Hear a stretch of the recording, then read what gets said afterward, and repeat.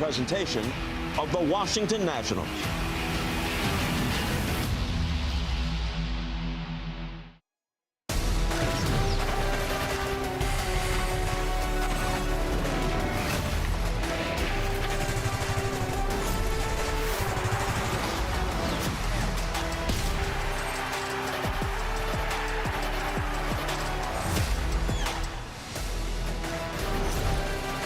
A spectacular Saturday in D.C. Perfect spring weather for the second game of this three-game series between the Nationals and the Padres. Got some families in the yard. Nationals are wearing their City Connect unis, and it's C.J. Abrams bobblehead giveaway day. Lot to be excited about here as we get ready for game two between the Nats and the Pods. Dan Kolko, Kevin Franzen with you on Nationals TV. And Franny, last night the Padres took game one by a score of 7-5. That was a back and forth ball game. Padres had to roll out their entire A bullpen to get through that. The Nationals had a chance to come back late, so a little disappointing the end result.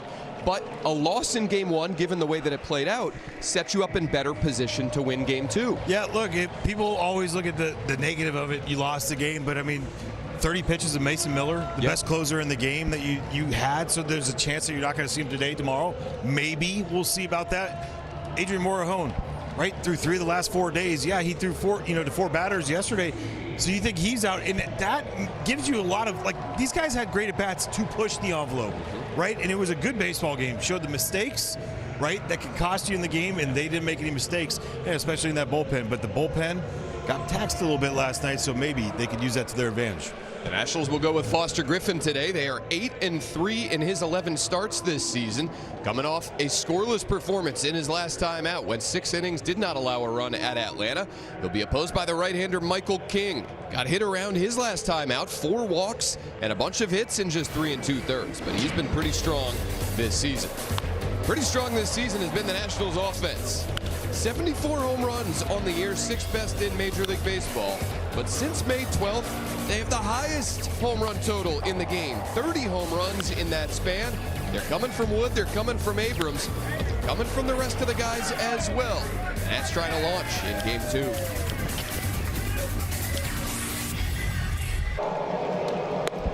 Not a cloud in the sky.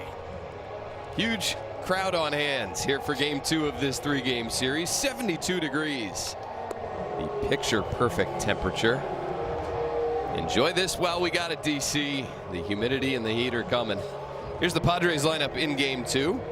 Couple tweaks to their batting order. And one guy inserted into the lineup for the first time this series, Rodolfo Duran, will catch and bat 9th with Tatis, Sheets, and Andujar the top 3. Manny Machado, the cleanup guy. Merrill, Bogarts, France, and Laureano ahead of Duran. Foster Griffin getting the start today, his 12th one of the year. The 6'3", 225, 30-year-old out of Florida. Look at the 62 innings, 19 walks, 60 strikeouts. We know the variety of pitches that he brings, but most of all, he's coming off a fantastic start against a great team and the Atlanta Braves, trying to keep that going today. 6 innings, 3 hits, no earned runs, and he did it with this arsenal right here. StatCast 3D, powered by Google Cloud, with the cutter, 4-seamer, sweeper, changeup, sinker, curveball in the splitter. The part that you love is look at where they are. Rarely in the middle, right? That cutter has got to get a little bit more corner today than anything. Challenge a few of the Padres hitters inner third, right? They like to get extended. We saw that last night, and look at that view. Foster Griffin is ready, so is Fernando Tatis Jr. and a fastball in there to start us off today. Tatis 3 for 5 with a run scored and an RBI last night. Now batting .455 in his last 9 ball games. Love it. That's a great pitch. But those 17 hits in his last 9 games, 16 of them singles and 1 double. And as you saw on the lower third when he stepped in, still without a home run this season. Sweeper in, 2-1.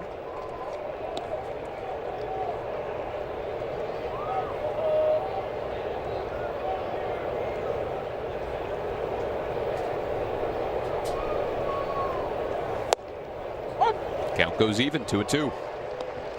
Four-seam challenge right there. Wonder if Tatis has been getting more of that given the lack of power this season. He's Not a guy that you typically want to challenge with heaters. I think he still gains that respect, though. I mean, he's still getting those hits, right? I mean, that's a part of it. I just think that you got to challenge him a little bit more until he proves otherwise. It's weird to say that. Payoff pitch from Griffin. Challenged him in a full count, and it's ripped foul. That's what it was the last couple of years. 118 off the bat, no big deal.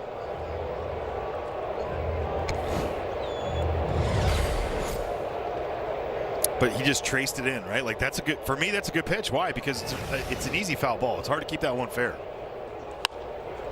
Lined out to right. Coming on is James Wood. He'll have to play it on a bounce. So Tatis now 4 hits in 6 at-bats in this series. Well, let's look at the defense for the Nationals. Behind Foster Griffin with Daniel Lyle in left field. Dylan Cruz in center and James Wood out in right. Best arm out there in center field. Vivas, Abrams left side, Nunez, and Luis Garcia Jr. on the right side with Drew Mills behind the plate. Look at the wind. Knocking it down 14 feet in left field, dead center by 10. Maybe blowing out a little, let's say, straight right field.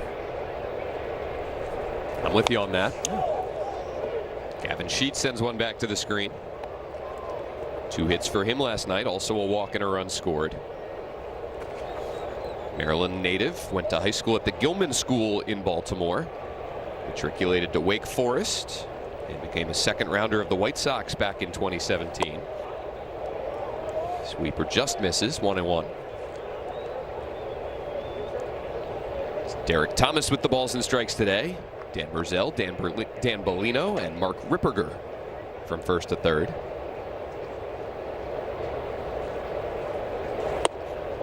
Sinker top of the zone, and it's 1-2. 3 for 3 stealing against Foster Griffin this year. Tatis 14 of 20. So being able to keep them in check. Look, a lot of the stuff we talk about with their offense, where they suppress the homer a little bit, but they still have these athletes that keep going and keep running.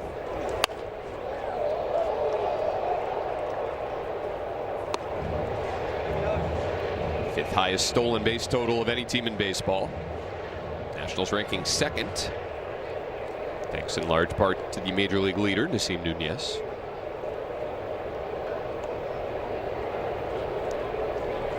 The 1-2. Good pitch. Taken down and away. The misses for Foster Griffin have been close misses so far. That's what you want right there. And a little bit right here, a little budge by, it's a good spot.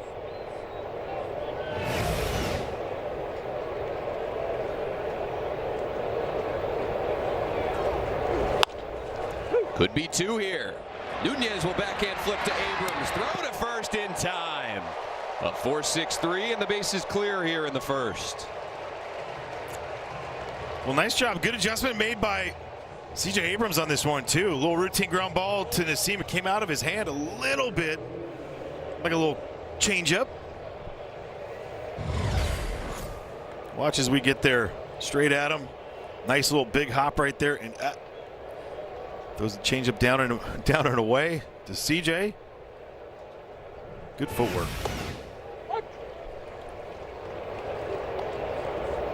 Sends Tatis and Sheets back to the dugout. And here's Andujar with nobody on. 31-year-old Miguel Andujar. 1 for 5 last night, and behind the count here 0-2.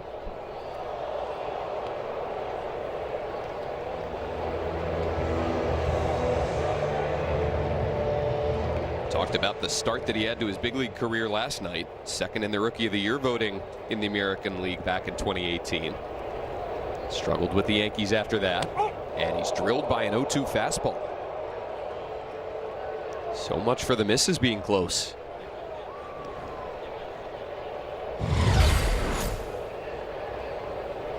Trying to go right there at the hands. Didn't mean it literally.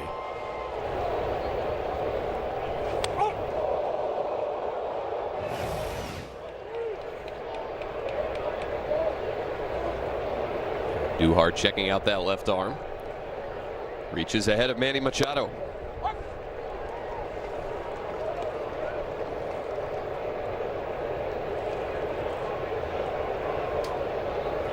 Machado picked up RBI number 28 last night.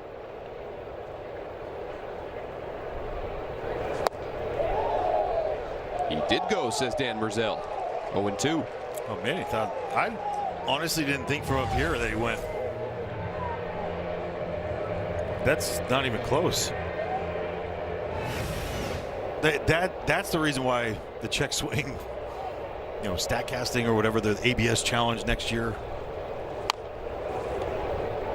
What is it, the CS? We're gonna what check swing? Yeah, challenge system. They're considering implementing. Yeah. That would say no chance. Well, we've talked about this a bit in the past. They're considering just adjusting altogether what a swing is considered.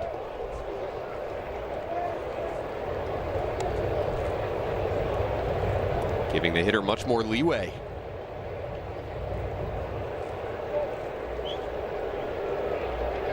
Foster Griffin will throw at least 21 pitches here in the first inning. Fires another 0-2 to Machado. Missing up and away.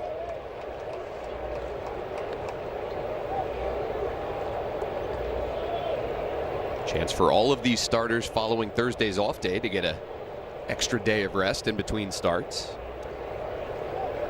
Much needed after that stretch of 16 games in as many days. Machado on the front foot, able to foul that one off and stay alive. At it again. Yeah, they did a lot of this last night, huh? 2 strike foul balls.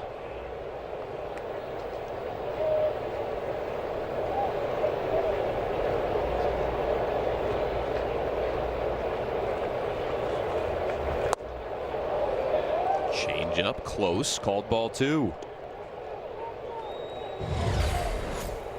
See how close this one is. It's close.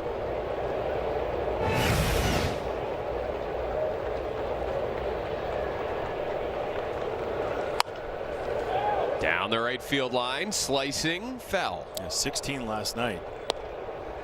2 strike foul balls. Yep. Yeah.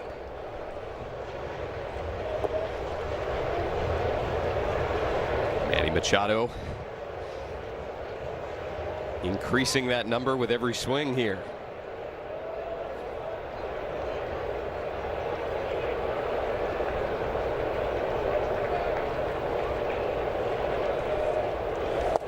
Takes the 2-2 sweeper. Count now full. Just having that innate ability to do it. It's not something that I feel like is a talent, like something that you work on. It's definitely not. But being able to spoil pitches, being able to lengthen those at bats, create the possibility for a 3-2 challenge, a 3-2 mistake, a walk. I mean, certain guys have that ability that I wish I had.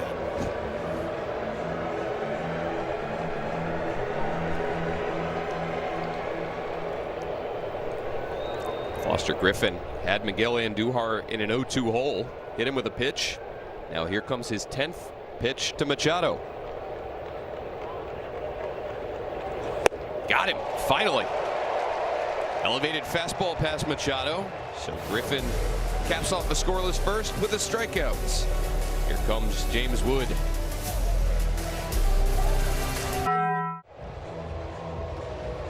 Here comes the Major League's top scoring offense. Here Washington Nationals, 5.36 runs per game, best in the bigs, and loaded with lefties today. Top 6 guys, all true left-handed hitters, only one righty in there in Dylan Cruz, and a couple switch hitters at the bottom in Millis and Nunez.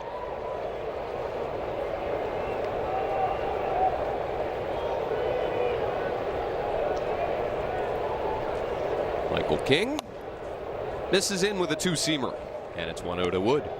Yeah, 12th start here for Michael King. 6'3", out of Rochester, New York.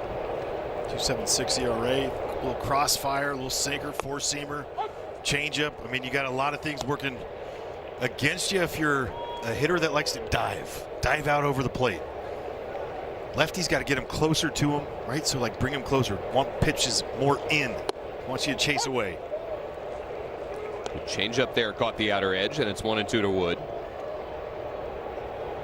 0 for 3 for James last night, but a couple walks and a run scored. Still tops in the National League in on-base percentage. And a line drive out to center. Got back-to-back change-ups away, was ready for the second one. And a leadoff single for James Wood. Oh, what a great job right here by James Wood. All right. See that kind of start a little closer to him. A little bit easier for him to identify that one and then stay right through it. Beautiful swing. Hammer that ball.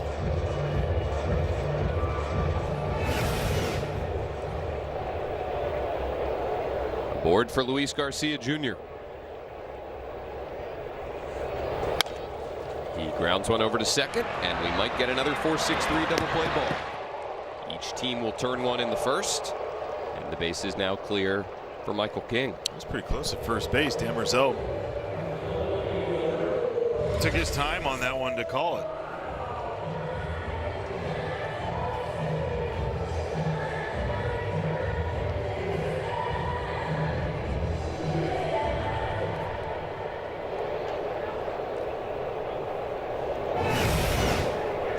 So King gets 2 outs on 1 pitch.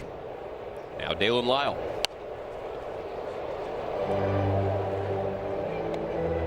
Lyle at .258 on the season, 7 homers, 27 driven in.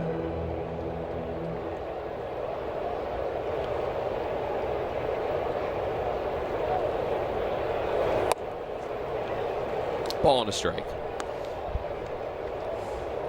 Michael King was a 12th round pick out of Boston College back in 2016, a year after a certain BC teammate was taken in the 13th round. Blake Butera. He knows all his secrets then. I'm sure he does. Padres starter and the Nationals manager, collegiate teammates. That's awesome.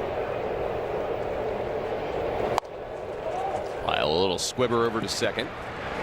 Many balls that Blake Butera had probably right there. Yeah, playing second base for the Eagles. Making their way in down Half Street. 1 innings in the books. Not a long rest for Foster Griffin. Just a 9-pitch bottom of the first inning for Michael King. Griffin right back to the bump after he threw 26 pitches in the top half of the first. He'll face the left-handed hitting Jackson Merrill, Xander Bogaerts, and Ty France here in the second.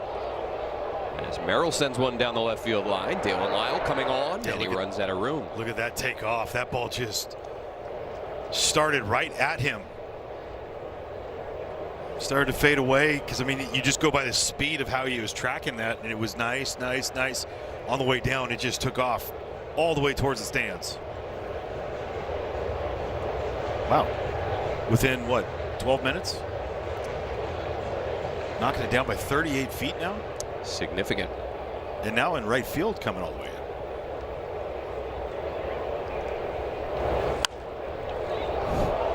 Another run for Dalen Lyle. Will this one stay in play? Gonna take off. See that? Foul territory. That ball was even further towards him than the first one. Yep. Look at, see how he's saying push. It's pushing away. Good conversation right there. Right here, he takes off again. Ah. Ah. Keep those feet moving. That's a great play. By the metrics last year, worst defensive outfielder out there. We didn't particularly see that. Right now, 2 outs above average, +2. +2 on the defensive run save. He's played fantastic out there. And we feel like James Wood has played quite a bit better than the metrics That's the indicate. one that I just don't get it. 2-0 now to Xander Bogaerts.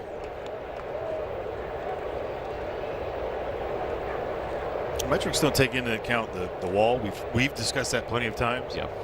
And before home run robberies, or however you want to describe it, you don't get any added value for that, even though you're bringing back 3 runs, 2 runs, a run. Yeah.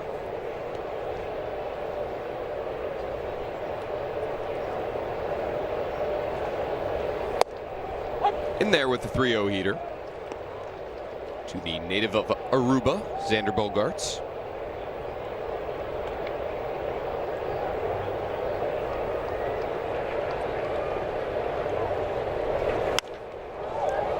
to right center. This will chase Dylan Cruz back, and it's going to cut through the wind and sail out of here. Xander Bogaerts puts a charge into one.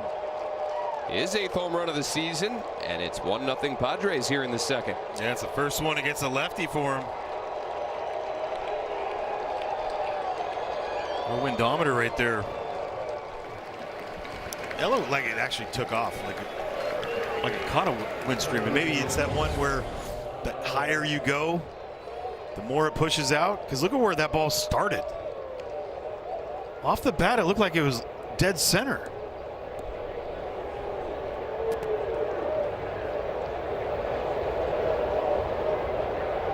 Third home run of the series for the Padres. A team that was desperate for power, desperate for runs, has found something here in the first 10+ innings of this series. Cutter past Ty France, and it's 1-1. France had one of the Padres' 2 homers yesterday.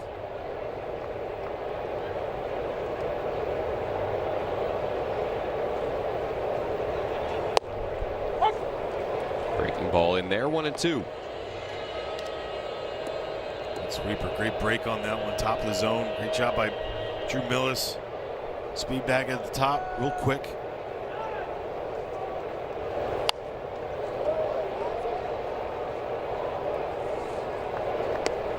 France, originally drafted by the Padres back in 2015. He's a San Diego State kid. Steven Strasburg's alma mater. Bounced around quite a bit, and now back with the Padres. Sends this one out past short. 2-strike changeup drilled into left center for a 1-out single. He catches too much of the plate right there down at the knees. You're not going to get damage against you right there, but France, a good hitter, hammers that one up the middle. 106 off the bat.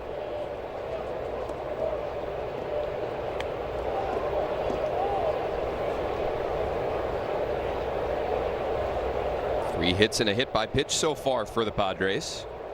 Now Ramon Laureano. He's going to challenge that strike one call. Calling feels a strike. The batter's challenging. ABS powered by T-Mobile.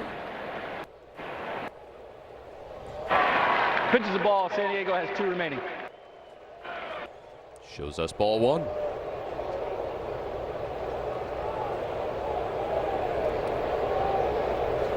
He's now 2 for 5.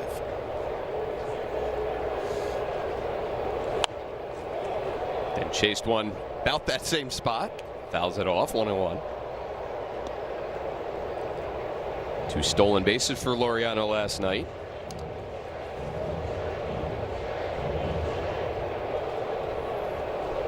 Get him out front. Hopefully get a ground ball double play right here.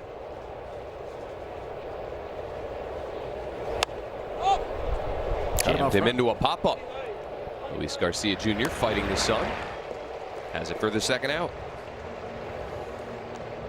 Well, get ready to collect. It's Dalen Lyles Bobblehead Day. Join us back at Nationals Park on Saturday, June 13th, as the Mariners come to the Capitol and get Dalen Lyles' first ever bobblehead. Join the celebration at nationals.com/promos.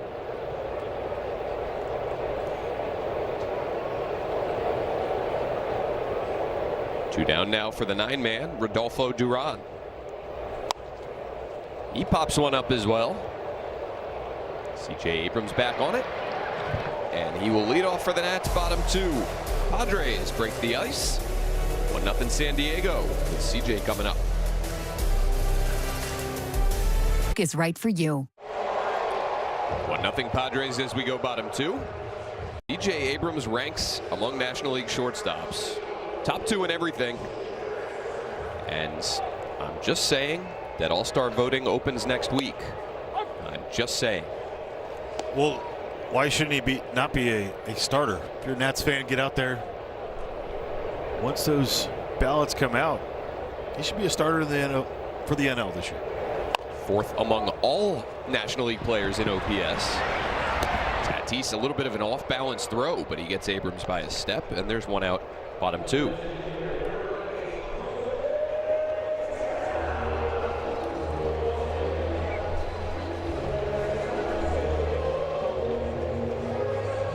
Our five-man Jose Tena, the DH today, had a pinch hit single here last night. See if that gets him going a little bit. Yeah, it cooled off a little bit prior to that.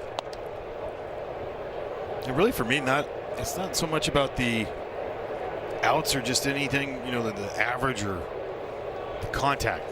Hadn't been hard. Fielder Sheets has it. There's two down. And let's go down to Alexa Dat. Dan, you were mentioning the connection between Blake Butera and Michael King. First, Blake started on his delivery, calling it that crossfire delivery. Brandy, like you said, where he's releasing the ball pretty far on the third base side of the rubber.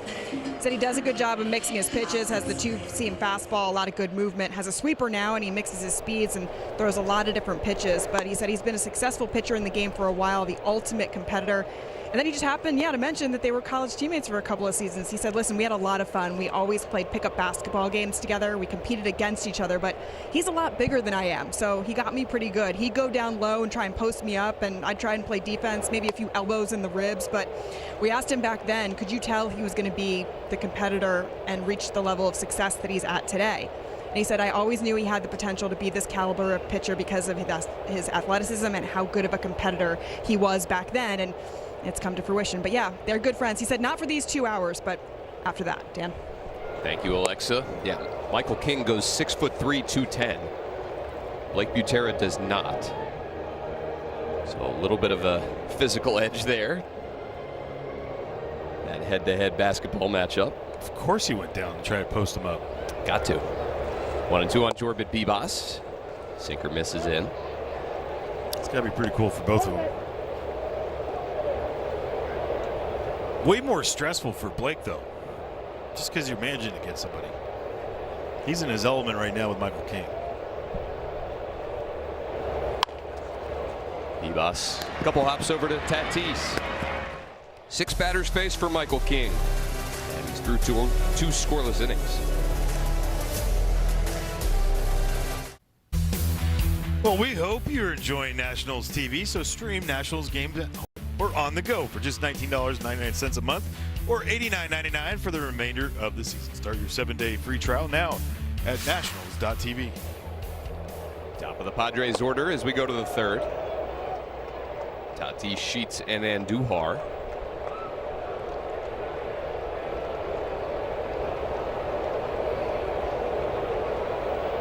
Foster Griffin, 42 pitches through 2 innings. And now a 1-1 count to Tatis. You can see them working Foster Griffin quite a bit.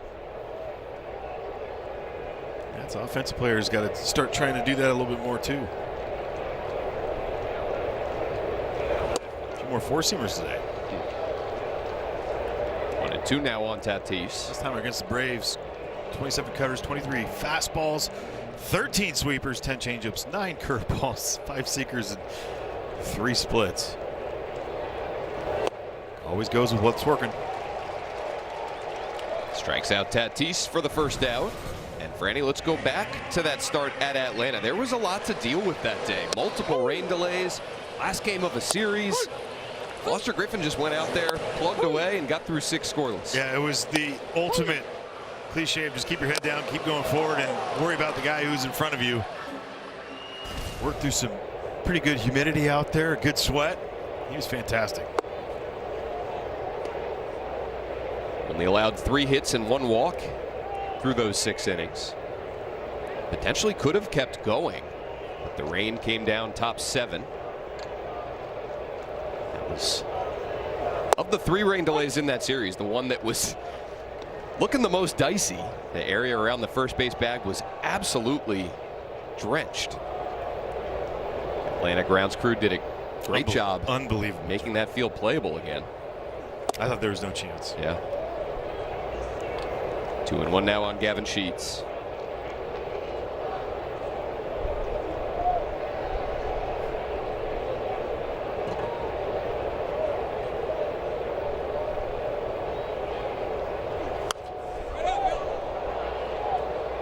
That'll get out of play.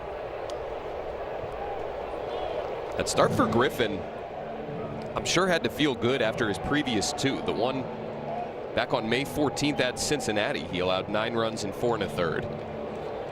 Then against the Mets on the last homestand, 5 runs allowed in 5 innings.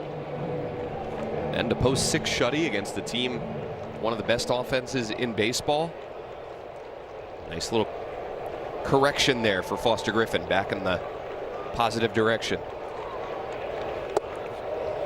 Count goes full to Sheets.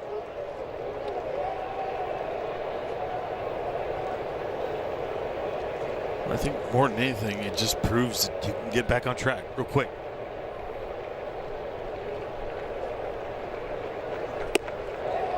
And he lost him. 1 out walk of Sheets. Brings up Miguel Andujar. Franny, what's interesting about Foster Griffin is he has a connection to the Nationals that started before even signing with them this winter.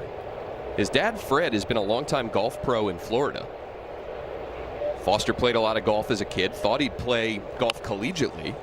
This one's grounded over to Jorbit Bibas, and the Nats will go around the horn. 5-4-3 double play ball, second twin killing for Griffin. Let's talk more golf when we get back. We'll talk some more golf and Foster Griffin, making this look too easy.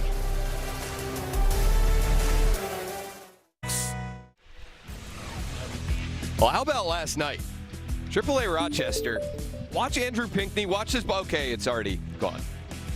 Enjoy it for the 2.5 seconds that it was in the air. Andrew Pinckney, 119 miles an hour off his bat, tying O'Neal Cruz for the hardest hit ball at any level of affiliated baseball in the United States of America this season. Andrew Pinckney and O'Neal Cruz. We knew Andrew Pinckney was a heck of an athlete. We knew he was powerful. I didn't know he had 119. Well, I mean, he's a hoss. Now 7 home runs on the season for Pinckney, 33 RBIs. You know what the hang time on it was? Tell me. 3-7. That's unreal. Dylan Cruz leads off for the Nats bottom 3. Good sweeper there from Michael King. 119. But the depth that the Nationals have built up now, I mean, Andrew Pinckney doesn't get talked about a lot, but 7 homers, 33 RBI, and an OPS over 800. Cruz stays back on that one, grounds it over to Tatis. A few balls his way so far, and there's 1 out, bottom 3. Well, how about Trey Lipscomb? Trey Lipscomb. Hit his 10th homer yesterday. Yeah.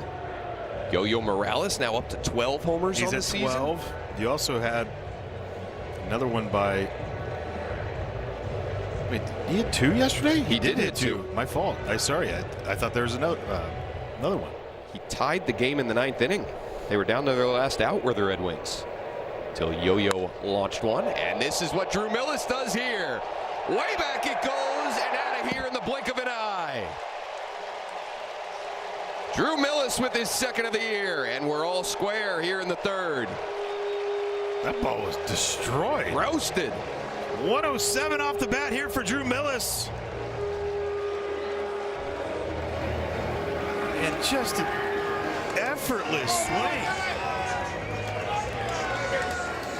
It's getting ready early, get the foot down and drop the head on it. My goodness. How about these Nationals catchers lately? Well, I mean, you wonder if one thing leads to the next, right? As far as they have that pretty good tandem going as far as when they catch, not catching every day. I gotta hold my own.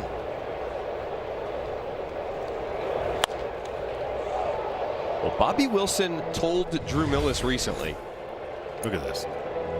Really swing the bat, swing it hard. And that's what it's the same sort of message that the Nationals gave Keibert Ruiz. This is coming from Bobby. But the way Bobby tells it, he told Drew Millis that, and then the next at bat, Drew Millis hit his 1st home run of the season. He swung the bat pretty hard here. It's such a good spot right there for him to get to. Up and in a little bit, and I would say that's more middle in, right thigh high. Good spot for him to swing at a baseball. 75th home run for the Nationals this season.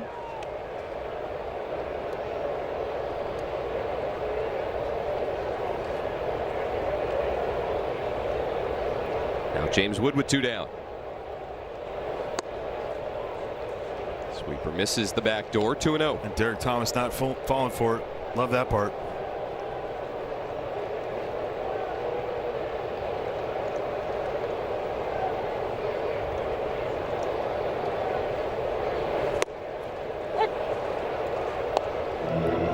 Just everything moves so much. True sinker baller. East-west, but he adds in that four-seamer that has some good carry to it. James Wood sends one high in the air, deep left center. Back on it is Merrill, and it hits a wall. That's about the 6th one this year. The wind stole a home run from James Wood, but it couldn't rob Drew Millis. Well, it couldn't. 107 off the bat. He knew it right away. Nice bat flip. He gets a little angrier on his walks. I got to talk to him about that. 1-1 as we head to the 4th. Papa John's. The 4th inning of Nationals baseball is brought to you by your Washington area Toyota dealers. Shop Toyota for legendary style and reliability. Check out the all-new RAV4 at Toyota.com. Couple of solo homers. And we got a 1-1 ball game as we go to the middle innings. Bogarts left the yard top 2. Drew Millis left the yard bottom 3.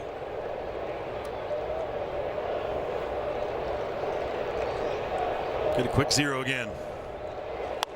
Okay, maybe not. Machado down the line, hooking into the corner, and it hits off the screen on the foul pole. 3 solo homers now in this ball game, and Manny Machado's 10th gives the Padres the lead right back. These teams are just throwing punches at each other in this series. Yeah, and just that look from Foster, kind of on his knees right after he homered. I mean, Manny Machado's made a living on this pitch just alone, right? Like a slider, something sweeping inner third and just dropping the head on it. It just, did he have enough and enough wind not to knock it down? And right there off the fair pole, fair netting. Whatever it is, it's not foul.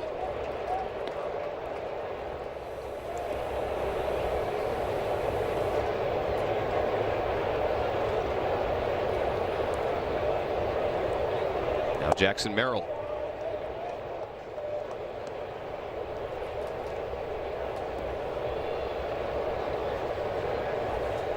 Well, we talked going into this series, Franny, about how some of these proven Padres hitter were bound to wake up. Yes. Manny Machado, a couple hits, a walk, and a homer. Jackson Merrill last night, a 2-run bomb.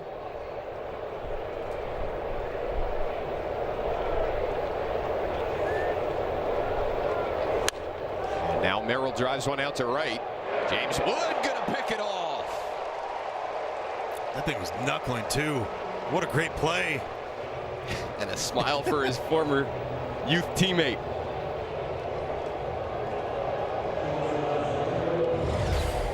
Watch this thing kind of take off to a different level right about here. And watches James kind of glide over, and then it just takes off another time because that ball knuckles and kind of shifts over to his right. What a great play looking into the sun.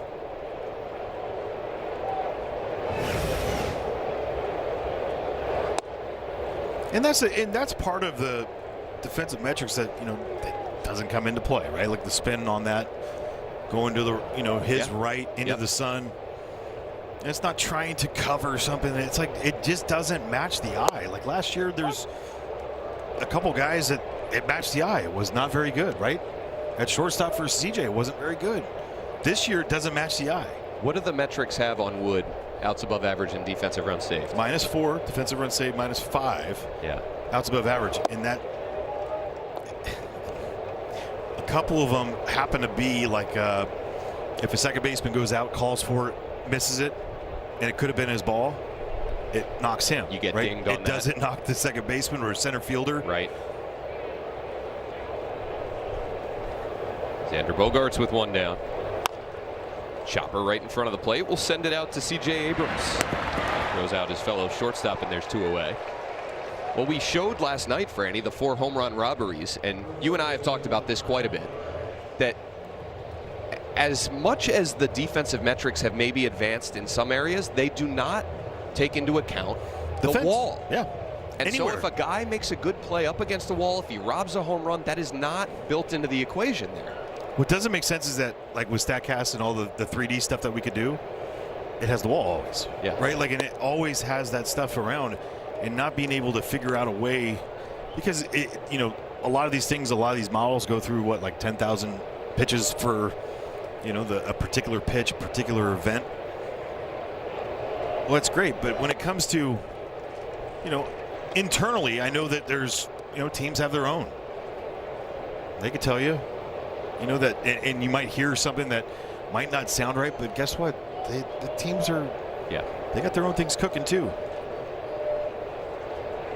2-0 to tie France. Now 3 balls, no strikes. Case in point, last year when Tampa went to George Steinbrenner Field, they had to have their own internet. Right, Because of certain things. They want to get in their systems.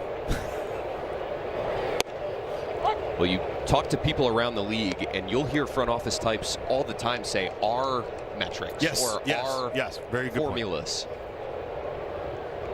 There are the publicly accessible ones that are put out by Major League Baseball and various stat services. And it's fantastic for all of us, the fans.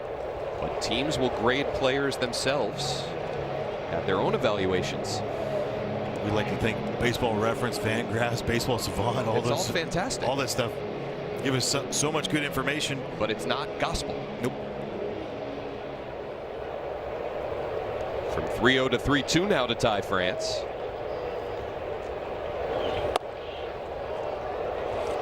And he lost him.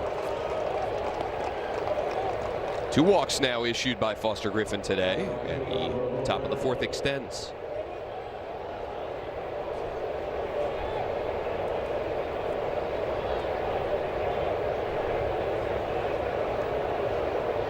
Ramon Laureano with 2 away and 1 aboard.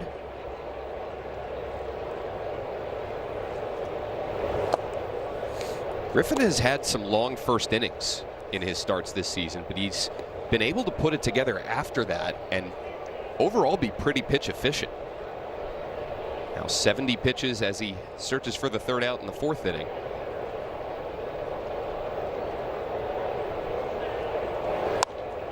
And he'll get it here.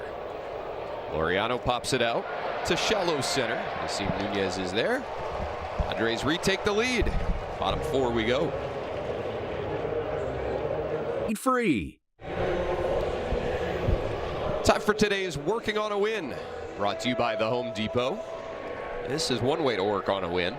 Most home runs in Major League Baseball since May 12th, and by a good margin. That's including today, huh? It is indeed. Fastball at the knees from King to start Luis Garcia Jr. here, bottom 4. They got to do a good job this time around. Get him up in the zone a little bit more. All right. Another ground ball right side. 0 for 1 on that.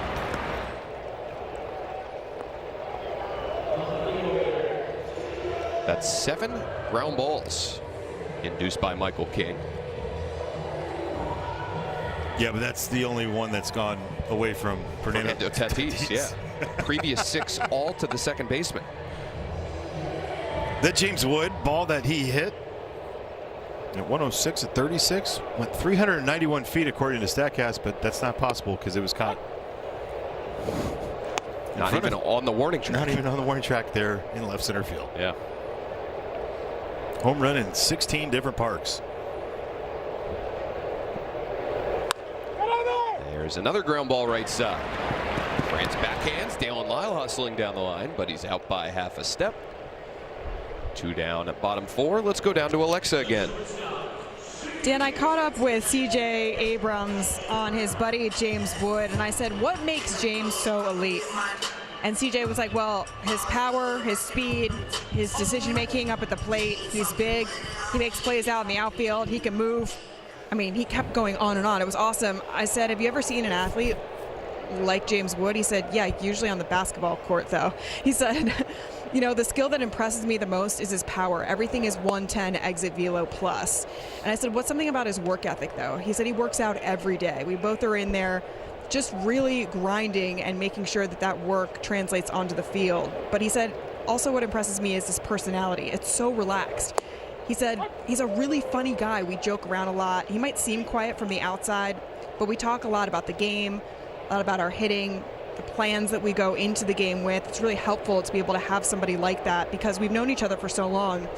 Not only have this relationship grow, but be able to talk on and off the field about baseball. He said, me and James, we've been playing baseball for a while together, and it's been a lot of fun. So he really admires him as an athlete. James Wood relaxed? No way. No. Thank you, Alexa. 1-2 now to Abrams.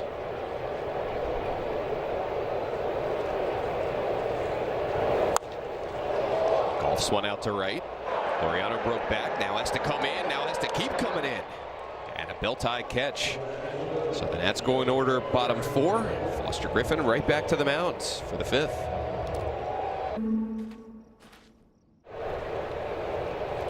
Nationals playing another above 500 team here in the Padres. They have faced, according to this metric, the second hardest schedule of any team in baseball. Of course they're going to be in the National League. Yeah. We got the Mariners who are a game and a half up and they're 500. Yeah, the American League this season is wacky. Yep. I actually think those, to me, because those are numbers overall, right? Like what your record is now. Currently, yes. And I think in the moment, like if we went back on it, I bet you those numbers are higher.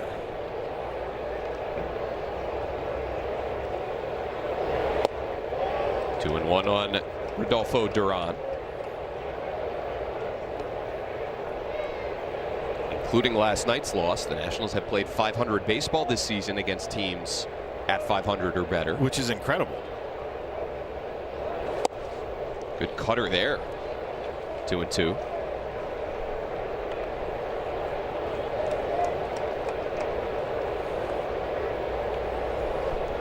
(29-29) are the Nats through their first 58 ball games.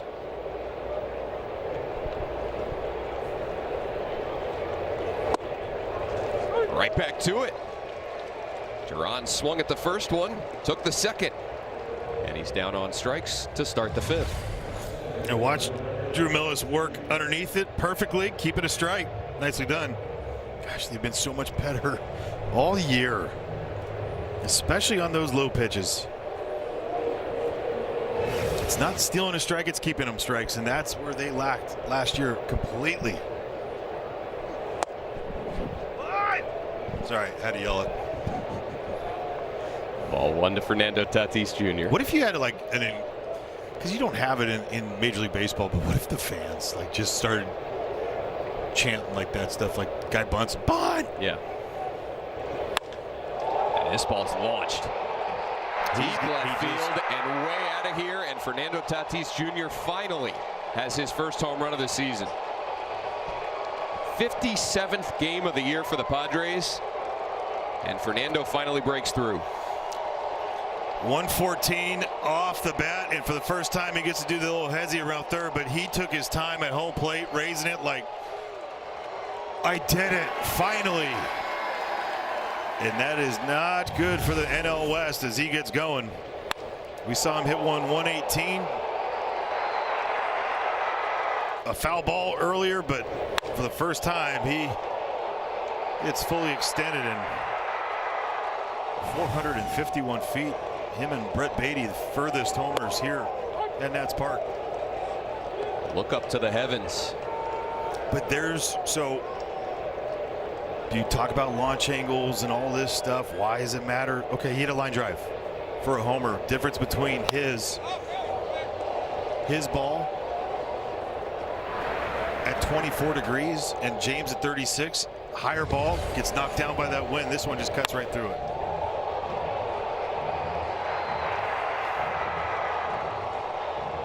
See too many balls up that way. 2/3 of the way up the bleachers and left.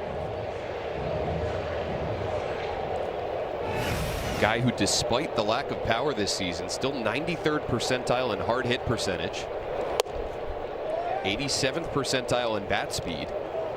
So still swinging it hard, still hitting it hard, and finally his first homer.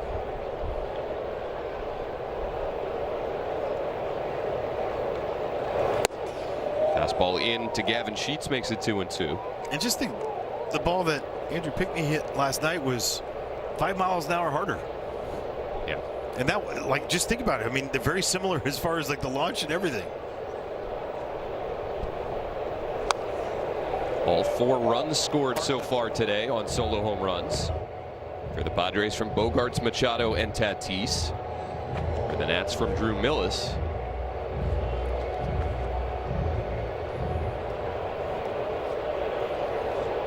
Tatis now in this series 5 for 8.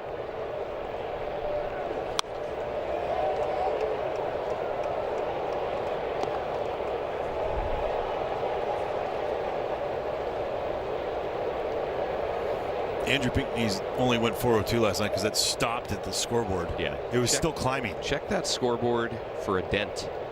I mean, they had to get a new one. Another 2-strike foul ball by Sheets. So those previous 2 starts, I mean, 4 homers before the one against Atlanta where he gave up nothing.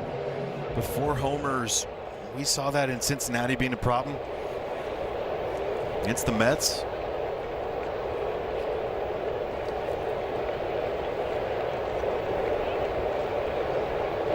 But the difference between these and those ones against the Reds, against the Mets, they had guys on. Right? The solo shots, it's 3-1. Everything's still manageable. But you got to get, enough to get the guys in there, and hopefully they can put some consecutive at-bats together. Good sweeper there. Finally sets down Sheets. 2 strikeouts in the inning for Griffin. 4 overall. But with the left-hander now approaching 90 pitches, Brad Lord starting to throw.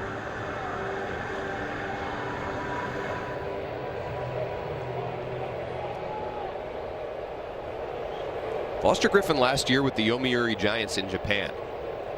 89 innings, only allowed 1 home run all season. Include the 3 today, it's now 13 in his 12 starts here. And while the quality of play in Japan is quite high, it's just different here. I was talking to Miles Michaelis about the biggest changes that he felt coming back to the States after being in Japan. And he said here mistakes really get punished.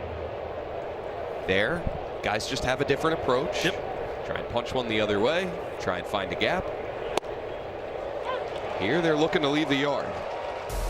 Foster Griffin strikes out 3 in the 5th, but the Padres extend their lead. It's 3-1. Kids. It's another family fun day at Nationals Park tomorrow. Join us Sunday, May 31st, as Nats host the Padres, plus kids 12 and under get an exclusive Racing President's hat. And your family day at nationals.com/promos. On a windy day at Nationals Park, it's been a bit of a home run derby. 3 for the Padres, 1 for the Nats. 5, 6, 7 for the Washington due up this half inning, and Jose Tena pops one up. We play tricks with this one towards the Nats dugout, and it's out of play.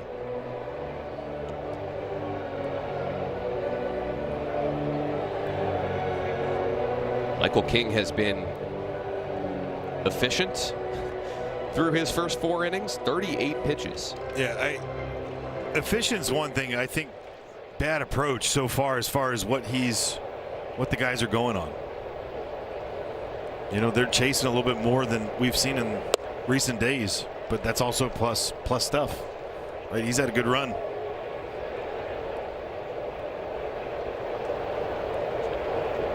His last start against the A's, a rare rough one. Allowed 4 runs in 3 2/3 innings.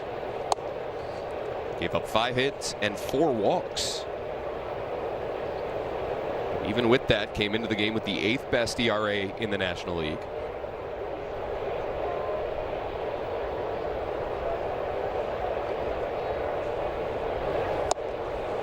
Tena can't get to the 2-seamer. Tag will be applied. or he'll just walk away. Strikeout for King for the first out, bottom 5.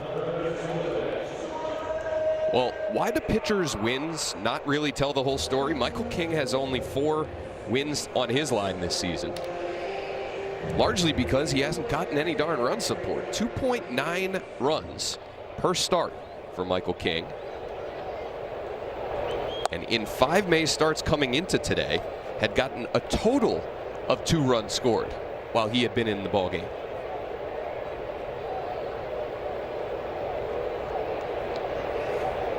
Was it Tanner Bybee was the one with a 1.19? Yep. On the American League side.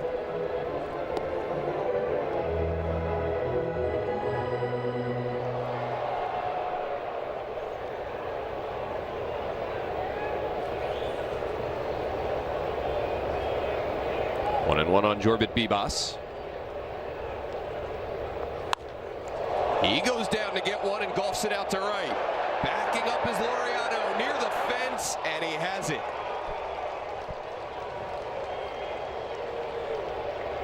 Gotta hit your homers like a 2-iron today to get him out. Yeah, 33.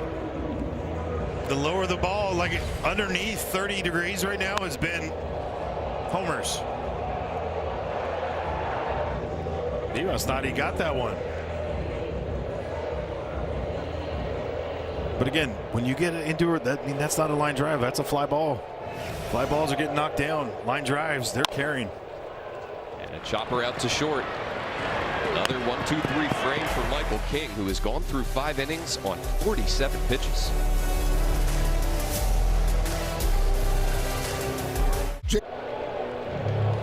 Well, 3-1 Padres as we head to the 6th inning. Bibas and this guy, James Wood, both with balls that were absolutely smushed, but the wind knocked them down. Kevin Sheets taking that one away. And then Jorby, last inning. 101 off the bat at 33 is still a fly ball. He hit that one good, but Laureano goes back, then comes in. Gotta hit those line drives through the wind. They go. Saw Michael King's reaction both times, thinking that they were leaving the yard. Not the case today. Foster Griffin done after 5 innings. Here's Brad Lord for the 6th. And Machado pops the first one out of play. Let's check out the windometer, Franny. You love this one. I do. I think this one's amazing. Look at how much it's coming in. And the higher it goes, the harder it is blowing. Now, if James would have hit his to right field, that probably it goes. But, I mean, it's just getting crushed. So the low line drives carry through it. Higher fly balls get knocked down completely. Just good proof on that. It's not even close. Calling the field as a ball, the catch is challenging.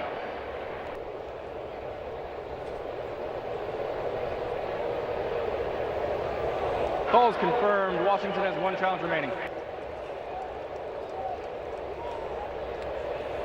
For Drew Millis, 14 for 33.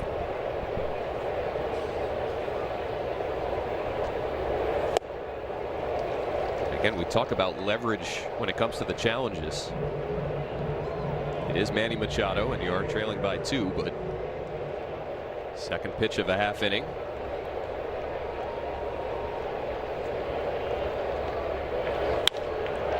Line drive, and Nunez elevates for it.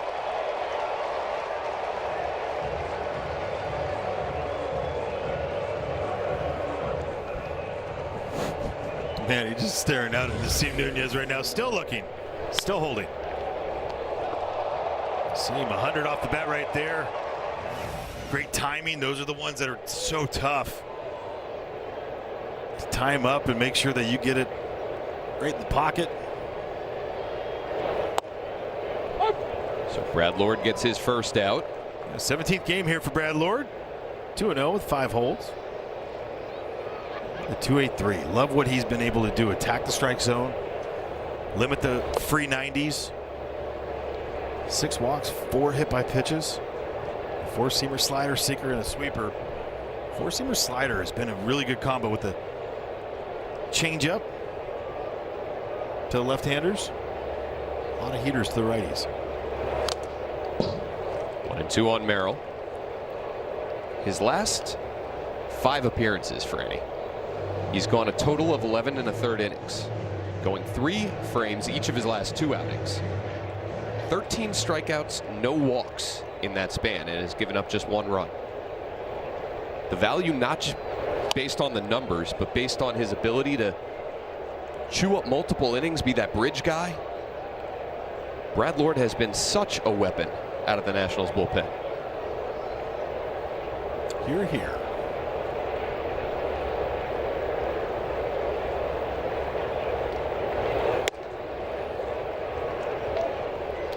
And we're seeing him like throw a little bit harder too. 95. We saw some 6s in Atlanta a few times.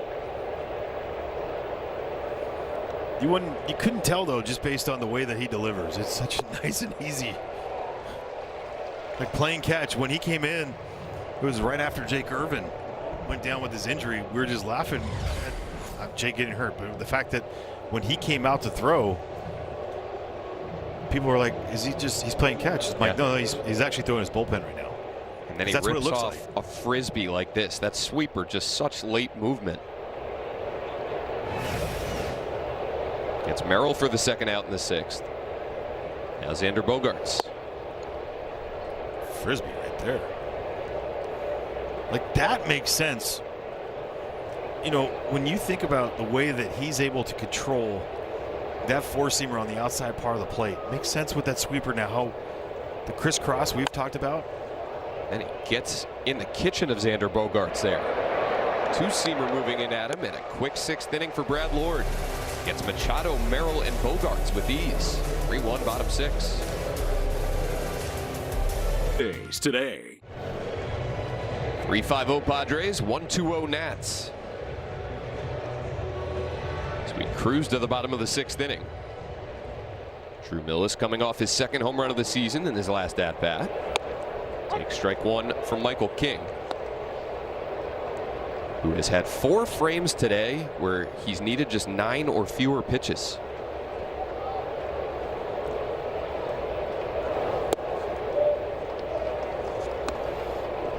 He'll face Millis, Nunez, and Wood here in the 6th.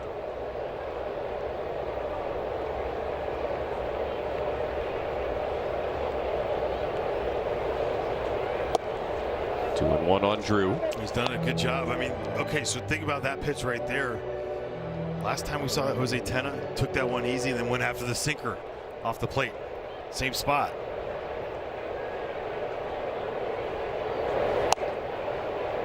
Misses away. Millis shakes his head. 3-1. That's kind of what they were trying to do. It went 4-seamer, but you can understand. I mean, the visuals of it.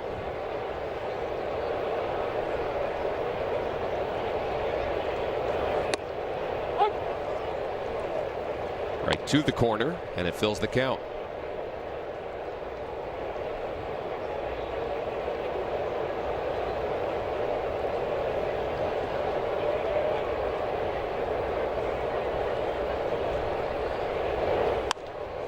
Got a pitch middle of the plate, popped it up left side.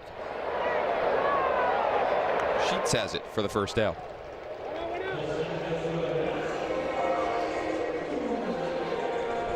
That would be a good time right here for Nasim. Get a top one, lace one. I mean, more than anything, try to drive one through the shortstop right here. Not the actual shortstop, but where shortstop normally plays. See it way up the middle of Xander Bogaerts. Machado in on the grass. Strike 1 on the sinker. Have those visuals. We talk a lot about Freddie Freeman, his thought process during batting practice. Flying drive over the shortstop's head the whole time. Perfect time right here for Nasim to do that.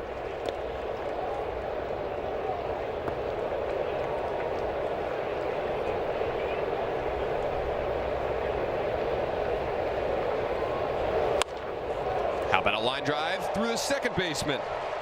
Well, Dan, it's a changeup, so therefore he was thinking over the shortstop's head just a little bit out front, so he goes over the second baseman. See, good hitting. Perfect. And a board for James Wood.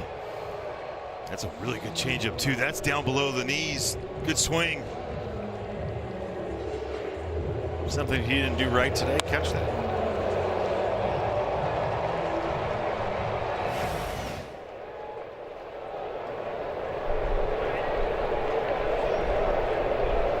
With a single and a ball that nearly left the yard to left center. Takes ball one. Let's check out the StatCast. The actual, and then with calm conditions, what would happen? Oh, it got knocked down by 48 feet. Yeah. That is wild. That's like the one that he had in Ian Happ in Chicago opening weekend. Yeah. Knocked down by 100 feet. Off CNL Perez, who was just called up by the Mets, by the way. Flags all over the yard, whipping. This ball up and in, and Wood fouls it off. It's one of my favorite quick swings that he's had all year. Just kind of reacted in. Shadows starting to play a factor now, as they do throughout a 4 o'clock game. But up and in with that four-seam fastball to go where? Down and away. With that changeup. Give them the visual that you're going in when they pick off.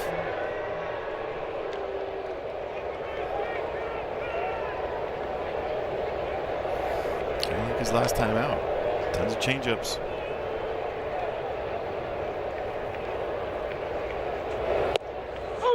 They go away and they got him.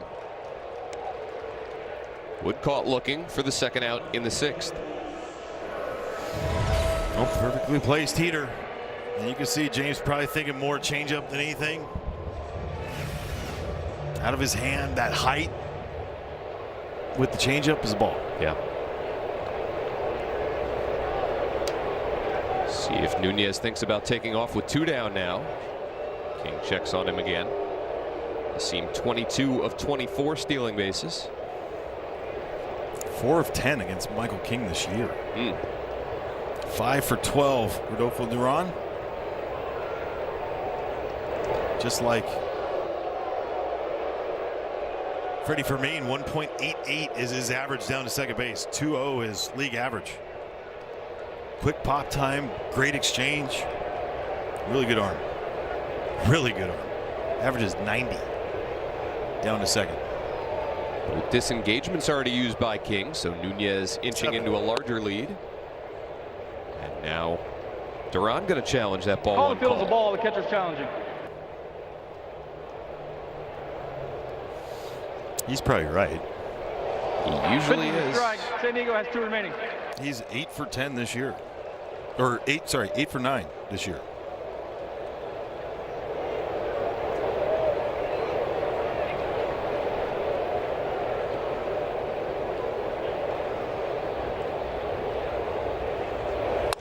Garcia lines one through the whole right side. Nunez will go first to third with these. And the Nationals putting something together here in the 6th inning. They're at the corners for Dalen Lyle. Changeup down, does a great job to get down there, meet it, nice and easy. Watch the seam roll.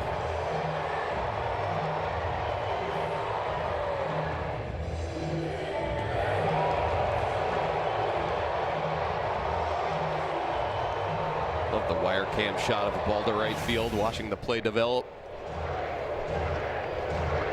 So Nunez at third, Garcia at first after his first hit of the day.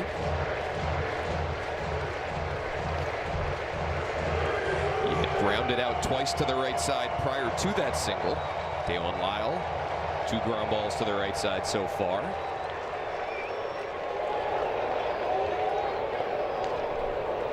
He bats with a chance to get the Nats closer or put them on top here in the 6th. Four-seamer's playing. He's darting it pretty good in. Had some good life on it away.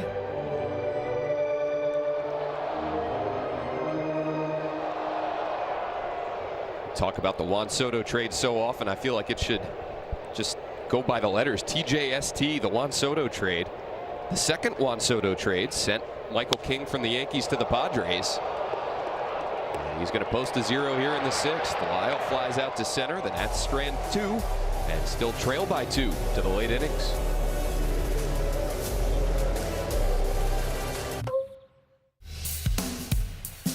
No better way to celebrate America's birthday than with America's pastime. Buy an America 250 Flex Plan package and receive $17.76 in loaded value per ticket. Plus, get an exclusive Nationals Park flyover bottle with your package. Head to nationals.com/A250.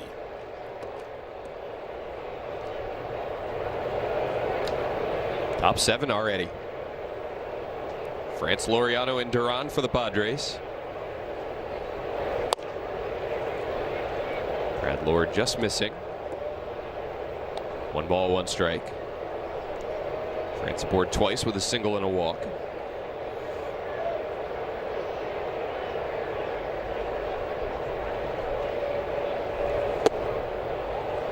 Now 1-2. It's just that ball right there just takes off. I mean, it's 93, and the way guys swing at it looks like 96, 97, and it's not. He doesn't have an extension, doesn't get out there down the mound crazy. It's actually well below league average. Well, he's got that natural cut on his 4-seamer, and then he's got the 2-seamer to go with it. Everything moves, even his fastballs move.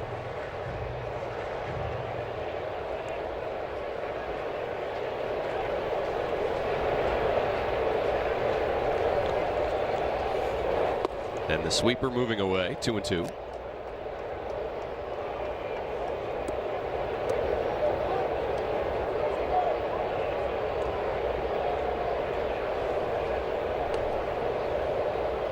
Nationals doubled their hit total off Michael King last half inning. Couldn't score.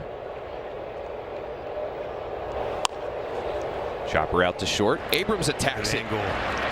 Easily throws out France for the first out. That angle right there, usually we'd see CJ in the past really go towards right field more.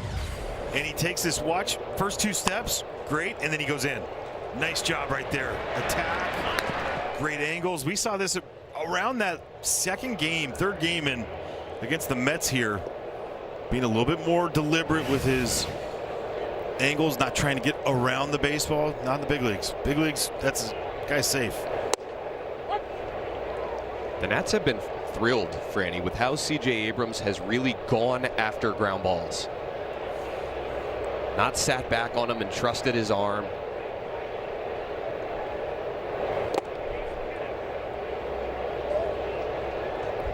We've talked at length about the work that's been put in before every ball game. But it's not just work going through the same mechanics that you've had in the past. It's trying to improve things at the margins. Well, he was sitting back on, he doesn't have the greatest shortstop arm. He's a very average arm when you think about it. But he has elite range. And so how do you get to use both those attack, play more forward? And that's been something that has, really hindered him in the past. When you look at all the outs above average and everything coming in, not good. And usually it's about how he attacks it, where he goes at it. You've talked about how when you came up, you were taught to field everything with 2 hands. And then you were the freedom of 1 hand. Yeah, instructed to work through the ball with 1 hand. It changes your world. If you've done it one way your whole life, I mean, you start getting kids, everyone wants to be like, oh no, 2 hands, 2 hands. Get your kids to be with freedom. You're fielding ground balls.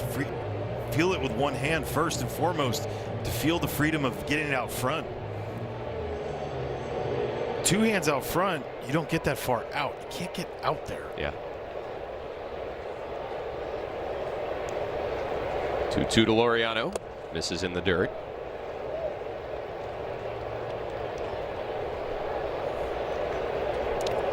Want to face Mason Miller in these shadows? Nope. Might not have to after he threw 30+ pitches yesterday.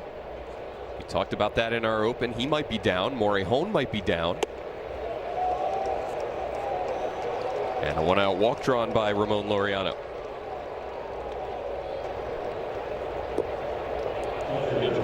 I don't think they want to go to their pen today, just in general, just what they're seeing from Michael King and where he's at pitch count wise. Yeah, they might not have to. And they have, the jerk and manager and Craig Stammen. The worst. Worst. Just bad dude. Overall bad guy. But see, that's the thing, is that his understanding of a bullpen, talking to Randy Noer about it, just his overall feel about keeping those guys, not giving them the ups, downs, and causing them to get hot, get them cold, get them hot, get them cold. No.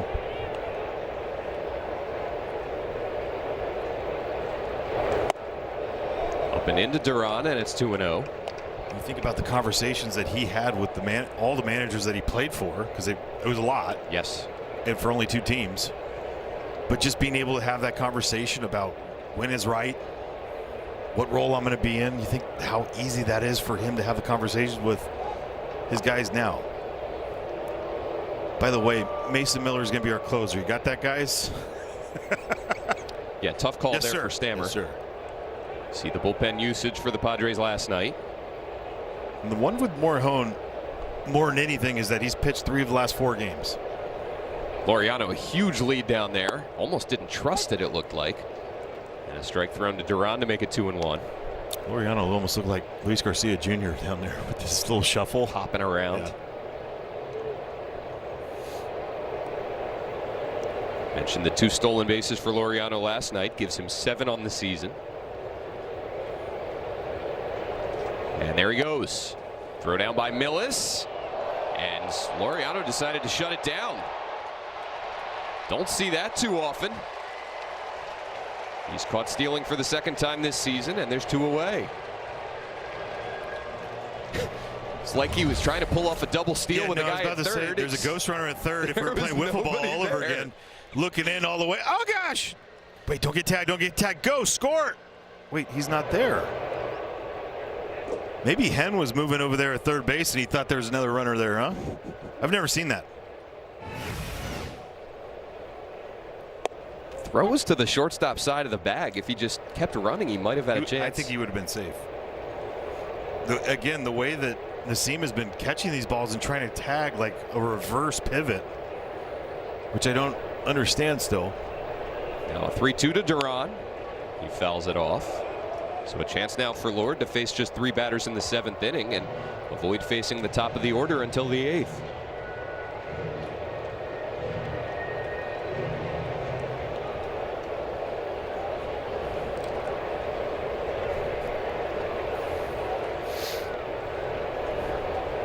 Another payoff pitch.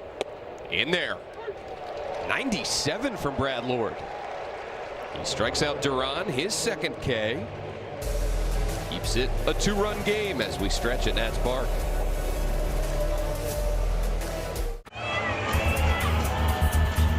The Nationals Youth Baseball Academy, which is the signature program of Nationals Philanthropies, uses baseball and softball as vehicles to foster positive character development, academic achievement, and improved health among youth living in DC's underserved communities. This morning we had the chance to visit with Lauren McCarthy, who is the Vice President and Executive Director of the Nationals Youth Baseball Academy. And they were talking about celebrating the 8th grade graduating class of Scholar athletes with a special graduation ceremony at their Ward 7 facility, recognizing the graduating class of 2026, completing the program and advancing to the next phase of their academic career. Kate Cavalli and Nassim Nunez were in attendance. Kate told me today it was so inspiring to hear the stories of these kids and how hard they've worked and what the Academy means to them and their families. Fans can support the Academy by playing the 50-50 raffle at every Nationals home game. To learn more about volunteering at the Nationals Youth Baseball Academy and to support its programs, head to natsacademy.org. Thank you very much, Alexa. Tremendous work being done over there at the Youth Baseball Academy. It is McCarthy, awesome. Kelly DeCervo, Charlie Spaduro, and there are some of the YBA students. And I urge everyone in the DMV area, if you have not had a chance to volunteer at the Youth Baseball Academy, to spend some time there, please do. Tremendous work is being done over there in Ward 7. Improving the lives of these kids and their families. It's one of the best places to go to. Seriously, the things they teach them, it's not only about baseball, but just creating great habits about just anything and everything education-wise, setting up routines. Healthy eating. the great first ambassador and Ian Desmond. Yeah. And so many good ones over the years. Nationals players who have taken their time to help mentor. Just be around the kids over there at the YBA. So Michael King retakes the mound here for the bottom of the 7th inning. He did not like what he was seeing with the area around the rubber, so he had the Nationals Park grounds crew come out, repair the dirt right in front of the mound. He and Brad Lord pretty much landed in the same spot, and so I'm sure there was something that was off.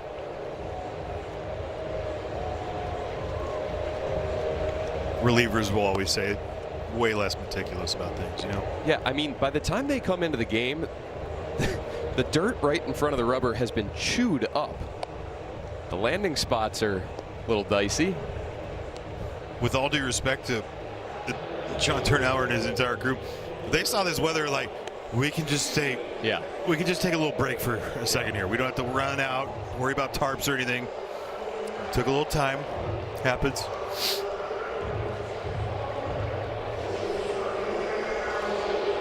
So the mound is now repaired. Michael King is ready to rock. And he will face Abrams, Tena, and Bibas here, bottom 7. Having thrown just 64 pitches through his first 6 frames. Abrams, a line drive out to left center. That'll get down, and the Nationals yet again will put the potential tying run in the batter's box. Another hit on that changeup. It's a good changeup. It just catches too much of the plate.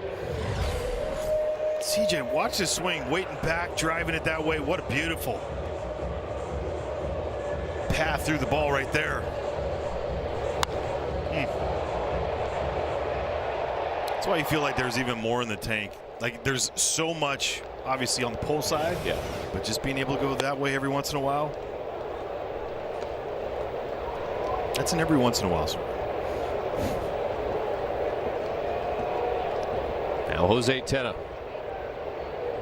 0 for 2 today, 1 for 3 in the series. 9 of his last 11 hits have gone for extra bases. That almost get by right there, Duran. Received it a little strangely.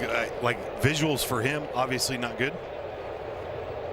See the shadows there between the mound and the plate, and now 3-0 to Tena.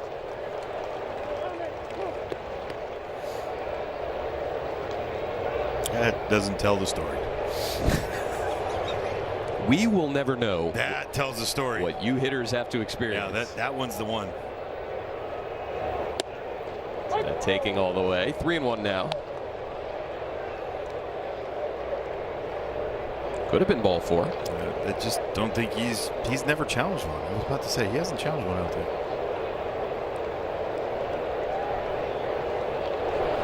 And maybe he doesn't feel like he's in a place too, right? I mean, you're looking at one left here at the bottom of 7th inning. Is that?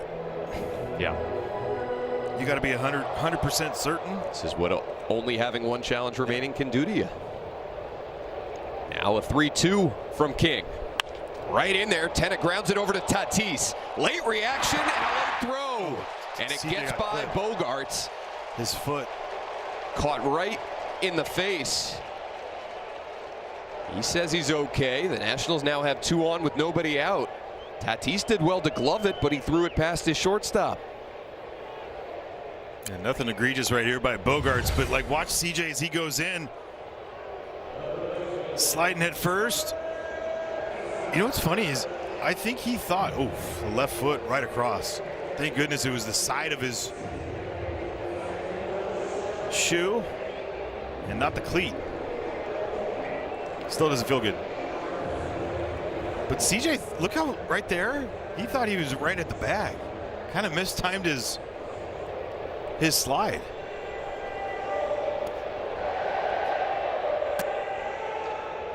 Bogaerts offering an apology to CJ Abrams. So the Nationals have 2 aboard for the 2nd straight inning against Michael King.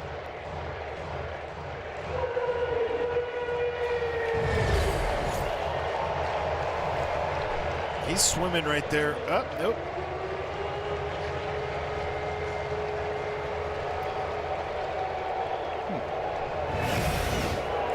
give Tenna a single. So back-to-back singles for Abrams and Tenna.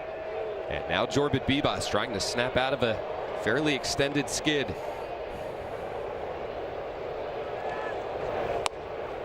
Just missed a home run his last time.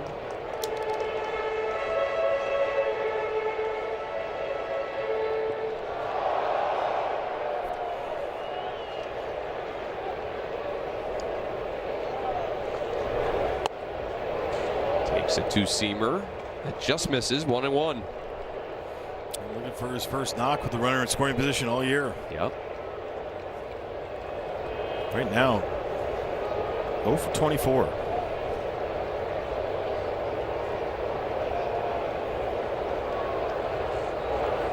Two and one. So with King now starting to labor a little bit suddenly in the 7th inning, Bradley Rodriguez getting up for San Diego.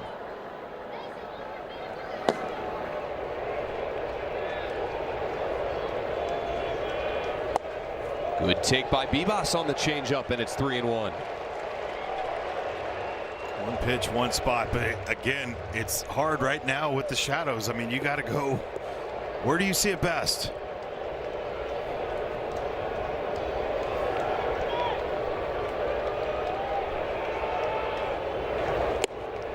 He sees it away. Bases loaded, nobody down for the Nats here, bottom 7. Get this crowd going right now. And here comes Dylan Cruz. And this is an opportunity right now. This place making it feel uncomfortable for Michael King, but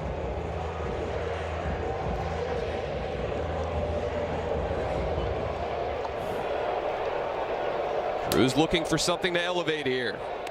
no, And he's hit by a pitch. Got him on the hands. That stings, but it'll bring in a run. Abrams will come home. Everybody moves up 90 feet, and the Nats are back within 1. two-seamer running way in, and oh, the inside part of the palm. Maybe scraped the knuckle on the other one.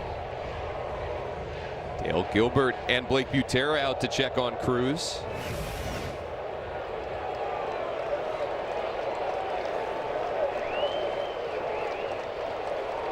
He'll pick up his 3rd RBI of the season, and he'll force Craig Stammen to come to the mound. All of a sudden, Michael King out of this ball game, and the Nationals 90 feet away from tying it. King out, Rodriguez in. Wheels turning. America. Bottom of the 7th, 3-2. Padres lead as the Nats have the bases loaded, nobody out. In the 3rd inning, let's check out our All-State Good Hands replay. I don't know which one was more impressive, the bat flip or the homer. I'm going to go with the homer. 107 off the bat there for Drew Millis, his 4th career homer, 2nd of the season. And that was a nice and easy throw the hands right at the ball, and ball goes far.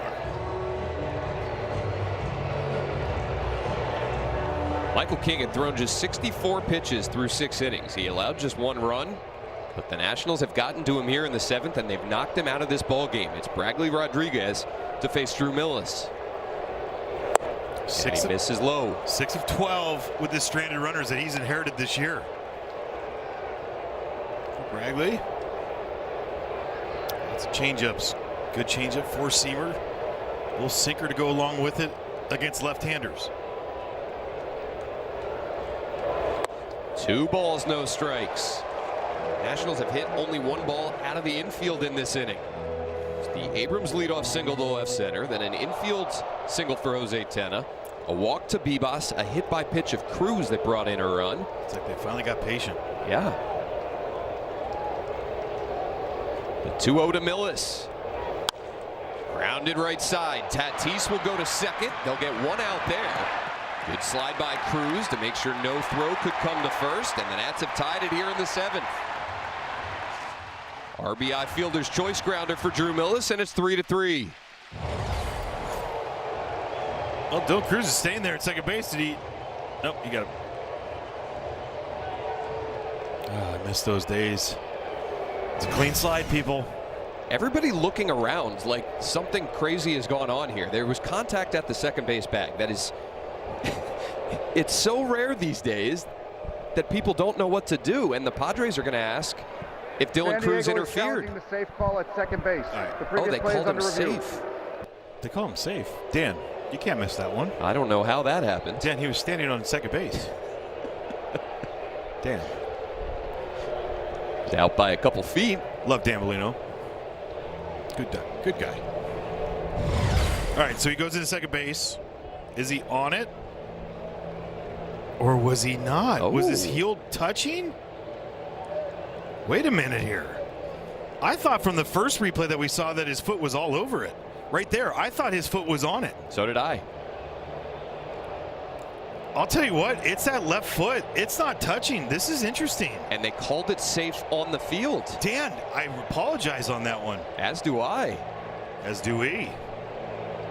And is there enough to overturn the His safe heel's not call? touching. That's an incredible sight right there to see that there's nothing there. Dan Bellino, you have our apologies. I'm going to wave at him again. Because we're wondering, because Dylan, the way that Dylan went in there, I'm going, why is he standing there? Just in general. But that, I feel like that was he didn't run off at all thinking about anything. He just got in there. To me, it's an easy one.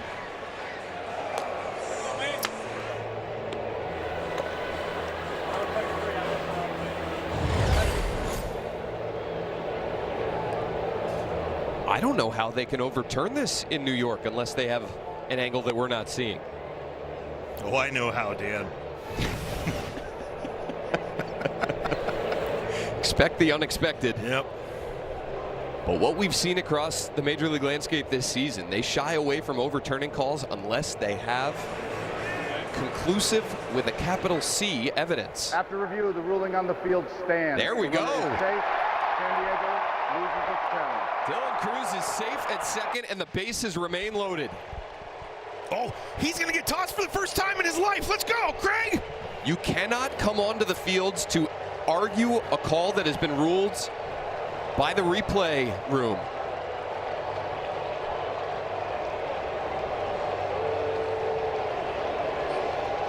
Managers are told that they cannot argue a call that has been made by Midtown Manhattan. I'm surprised they're letting Craig Stammen come out and have a word here with Dan Bellino.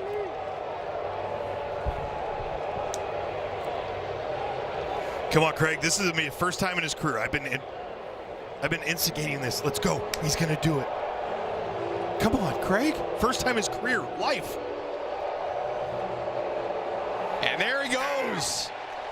Craig Stammen ejected for the first time in his professional career as a player or a manager. Got him. And there is not one bad word being said right now, just letting you know. It's probably the nicest toss out of all time.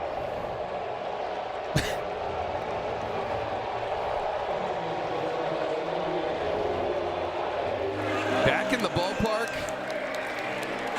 in which he pitched for 7 years, Craig Stammen is ejected.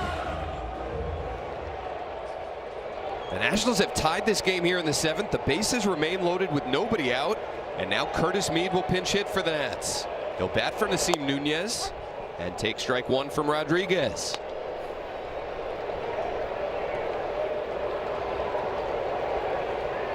This game has gotten interesting in a hurry.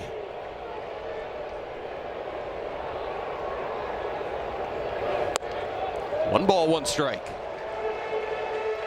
Mead on an absolute tear over the last week.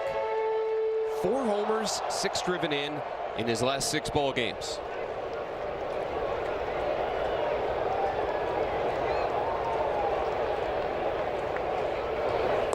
He takes ball 2.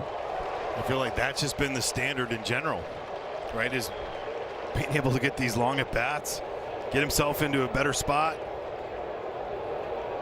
get something up in the zone, drive something.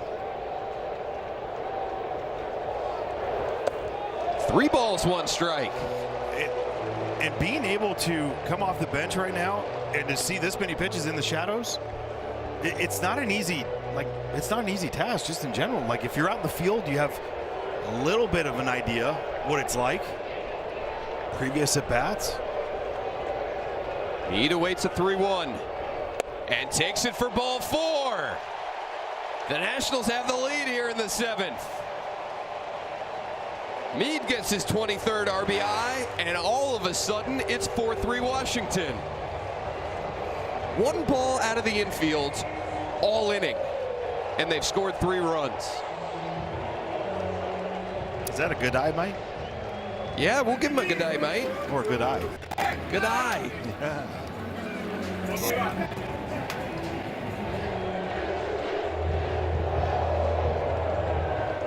They can't stop now, though. Cannot stop now. Again, just the fact that D'Ambolino called that one at second base the way he did initially, was seeing the space between foot and the base. That's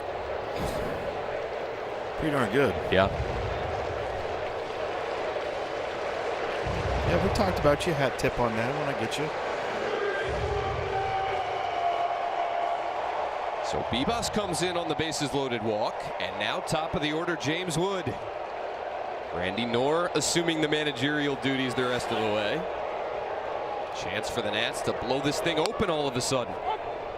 And Wood going to challenge that strike one call. Calling the field is a strike. The batter's challenging. Standard strike for James. On the corner. Oh my goodness. Call is confirmed. Washington's out of challenges. Sliver of the baseball. But you talk about why is this important right now? I mean, this is leverage. Bases loaded, first pitch.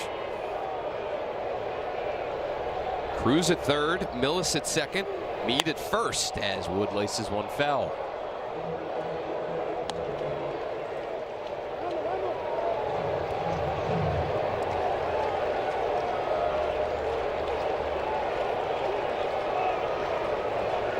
Nationals with their first lead of the day.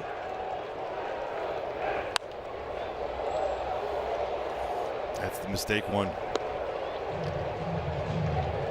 Up in the zone, that's the one that he normally gets. You get the little sunlight. Look at that. Right through the strobe light. We love these 4 o'clock games as hitters.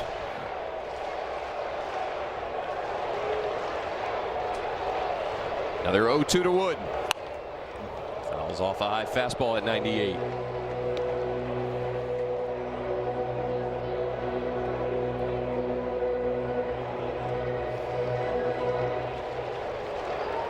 Padres bullpen has been so effective this season and of late. Rodriguez thrown into a huge jam here. Gets Wood swinging at a changeup. Enormous first out for the righty Rodriguez.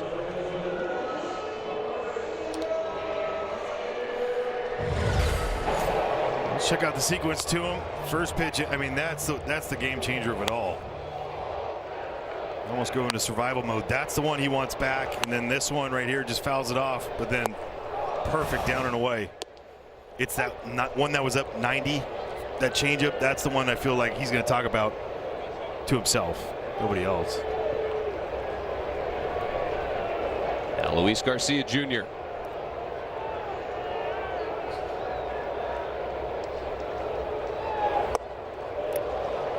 The sunlight, I mean, just the shadows in itself, you can see it right there with Rodolfo Duran. A little late to pick it up. We talk about his infielders, how tough it is at times to see ball off bat, what you got to do to it with that play. Fouled off left side, 1-2.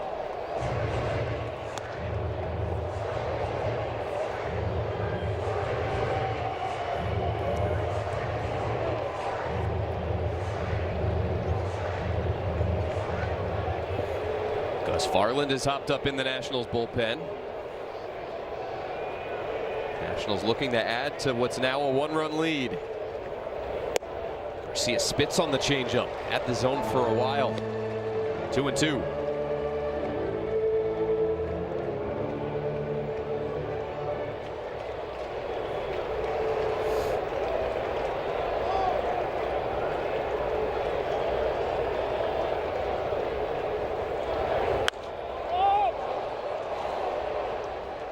Just think about, we've pretty much seen their entire bullpen already in the Padres. Just the stuff, right? All different kinds of looks that you're going to get. Wandy Peralta, totally different look than all the other lefties they have, and Morejon and Yuki Matsui. That guy's definitely different. Mason Miller on the left. Another 2-2 to Garcia. Ground ball up the middle, past Tatis. 2 runs will score, and the Nationals now have a 3-run lead. Meade all the way to third, and the Nats pouring it on here. 6-3 Washington. Oh, nice job right here by Luis Garcia Jr. Stay on one just enough again. Put it in play hard.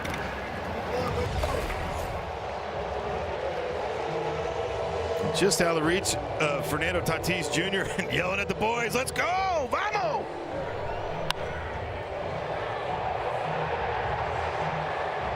Nice job by Curtis Meade too. Going first to third in that situation. Let's go. Garcia now 29 RBIs on the season.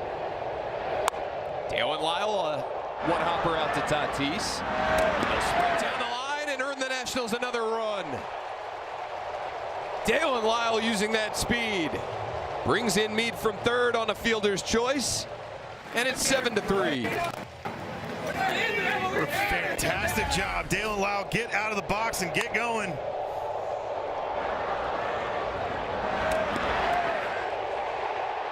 That's a team play right there. That was a one-hop ground ball to the second baseman, and he beat it out. It's what we call effort there, Dan. Stay on the double play, right? The Nationals bat around here in the 7th inning. Abrams again. I mean, he ran 30.2 feet per second right there. Elite speed. 4.24 down to first.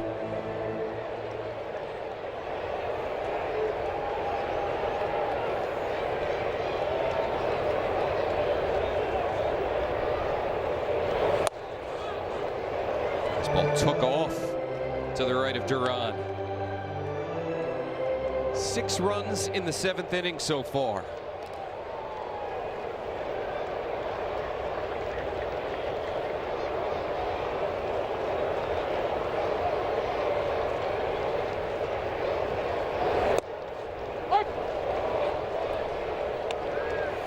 I think I'm going to savor this. I got a MLB replay and ejection notice too that they threw out Craig Stammen. Yeah, screenshot that and text it to him. I am.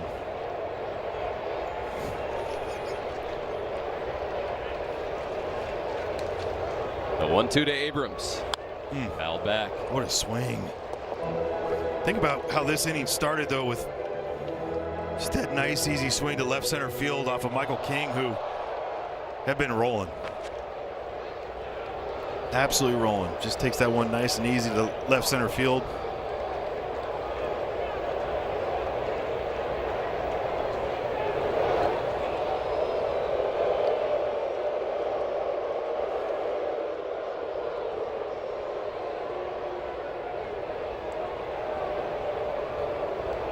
Ready when this half inning ends.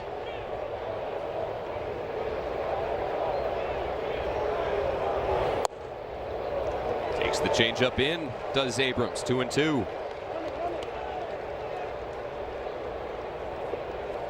Cruz brought in the first run of this frame on a bases loaded hit by pitch. Nillis got an RBI on a fielder's choice.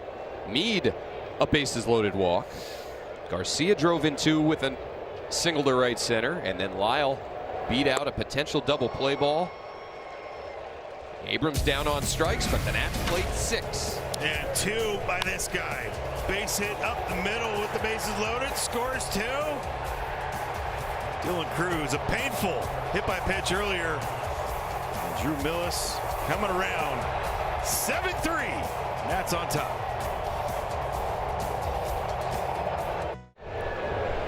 Six runs in the 7th. What's up, Jeremy? What's up, Clive? Nationals now a 4-run lead as we go to the 8th. What a wacky half inning here at Nationals Park. Which is the wackiest part? Probably that play at second base. I think it's Stammen getting thrown out. Yeah, that 23rd, that takes the 23rd time right now for Gus Varland coming into the game. 3.8 ERA. And a big-time moment right now for a guy and Gus Varland going up against Fernando Tatis. Started to find it at the plate. Four-seam fastball. And that slider. In there with the heater to make it 1-1. And we like to consider this like a huge high leverage moment. So where they're probably going to go, we don't know. Maybe a Richard Lovelady, I don't know. Maybe Clayton Beater. This is what they would consider a very high leverage moment. So putting in your best guy, here it is. To mention, Varland was already warming, and we've talked about whether it's Craig Stammen on the Padres side, Blake Butera doing a great job of it on the Nationals side, trying to avoid those up downs when you get hot in the bullpen and then have to sit, not enter a game. So Varland with a 4-run lead. We'll get Tatis, Sheets, and Andujar. And he'll sit down Fernando Tatis Jr. Smell you later. One down, top 8.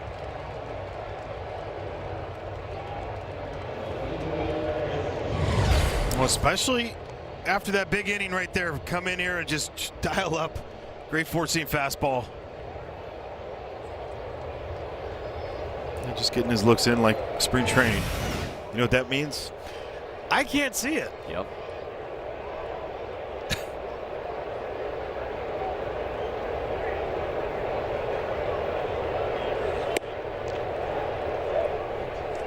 For every strikeout recorded by any Nationals pitcher this season, the Washington area Toyota dealers will donate $50 to the Children's Inn at NIH. Foster Griffin had 5. Brad Lord had 2 in his 2 clean innings. ERA now down to 2.68 for Brad Lord this season. And Varland to strike out to the first batter that he faces. Now behind Gavin Sheets, 2-0.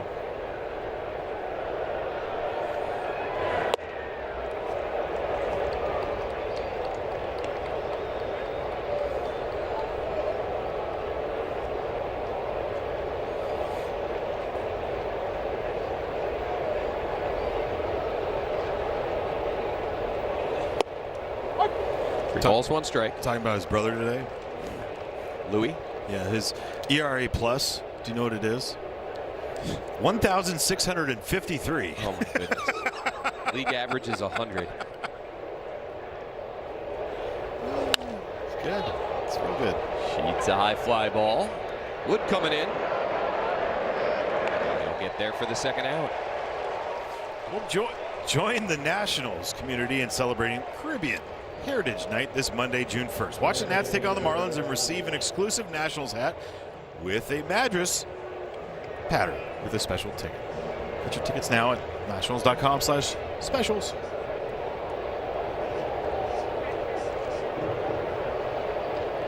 Two away for Miguel Andujar. Nasty slider.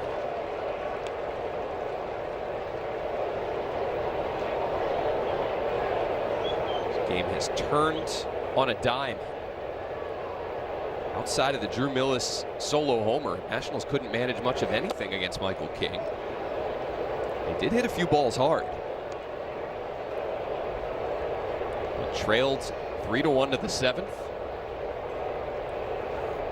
We were talking about Michael King maybe going the distance for San Diego given that pitch count. I thought he was going to Maddox for sure. But when, again, this is the best offense in the league for a reason, and they find a way to put up another crooked number. We've seen the games where they hit 6 homers, but it was so different today because they were swinging. They weren't. It was the first inning where they actually, and maybe it was by design. Maybe it was just like, hey guys, can't see it, just take it. And I'm not joking. Like it had to be a part of that.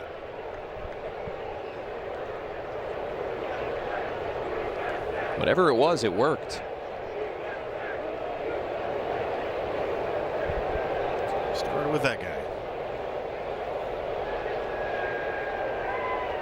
Marlins 2-2 to Andujar. Foul back.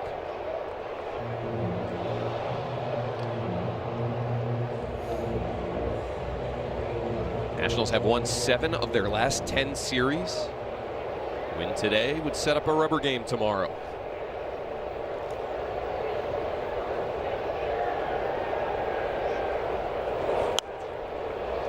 Duhar keeps chasing higher. Pitching matchup tomorrow afternoon, Zach Littell for the Nationals. Be opposed by Griffin Canning for San Diego.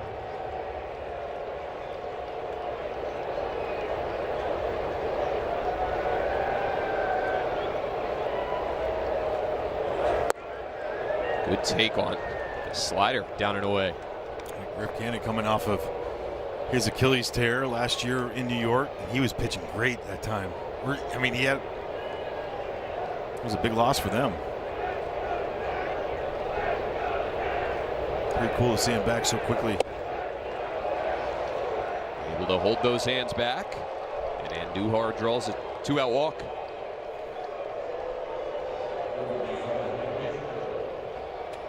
That'll get Manny Machado to the dish here in the 8th.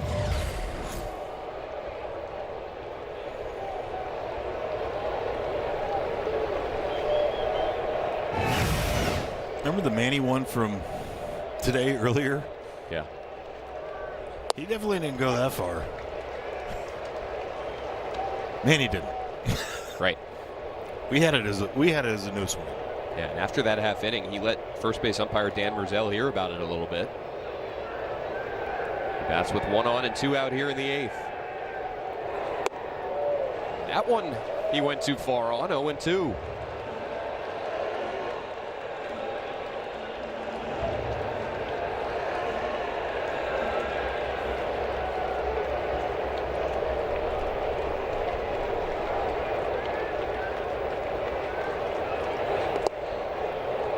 Millis gloves it in front of him. It's actually impressive that he got his mitt on it and blocked it forward. Advancing to second is Andujar on the wild pitch. He just goes into protect mode. I mean, they way out in front. Glad they got that one right.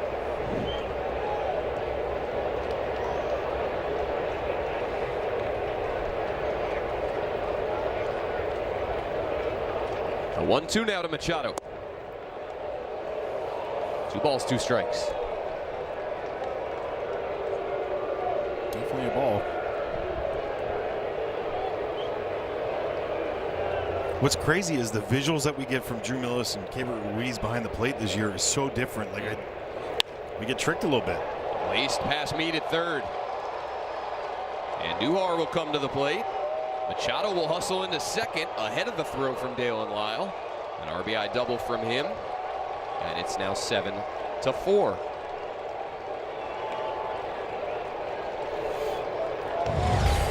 No four-seamer top of the zone. He just drops the head on it. Matches the plane of the fastball right there.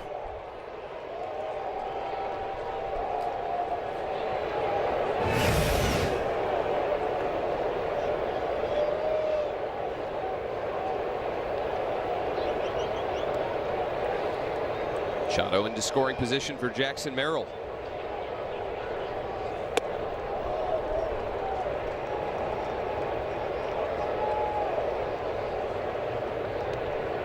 Won the game today with 14 extra base hits for Manny Machado, now 16. Only a 7th two-hit game, and this guy was like a multi-hit machine for year after year. Yeah.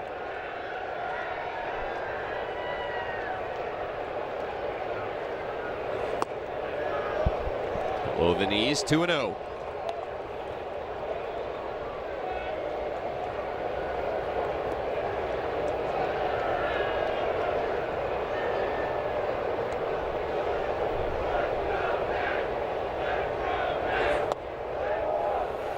Losing the field now. Very quickly going to get somebody going. Maybe a beater.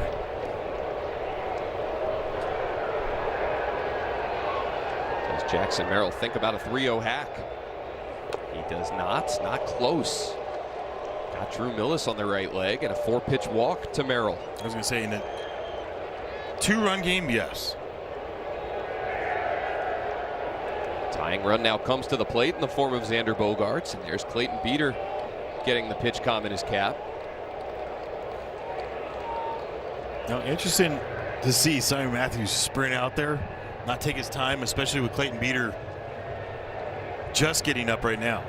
So, I mean, they have the idea of Gus Varland going up against a couple of these guys here.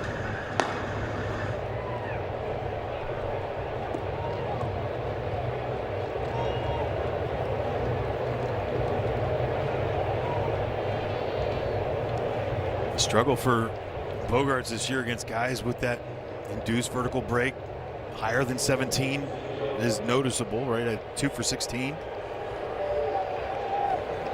The ball stays on plane. Looks like it's rising, but it just holding its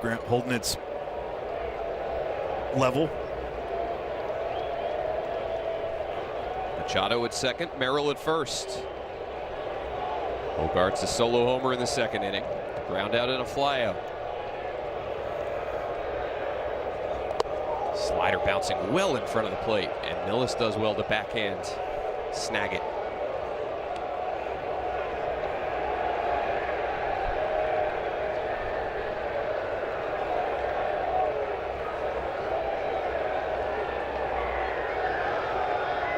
First two retired by Varland here in the 8th inning. Since then, a walk to Andujar. It's not really close either. Yeah, double by Machado and a walk to Merrill. And 2-0 now on Bogaerts.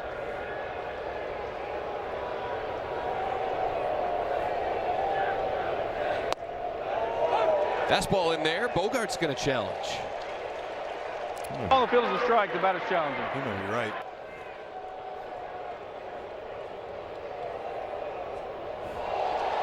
Pitches the ball. San Diego has 2 remaining. They're 2 for 2 on the hitting side, 1 for 1 on the catching side. And Bogaerts 7 for 10 now this year. 3-0.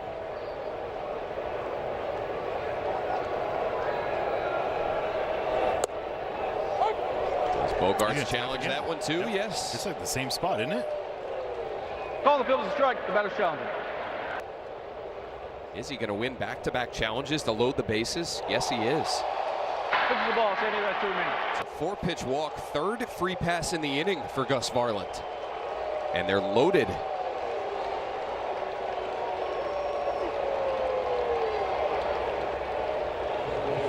At 2 outs, nobody on.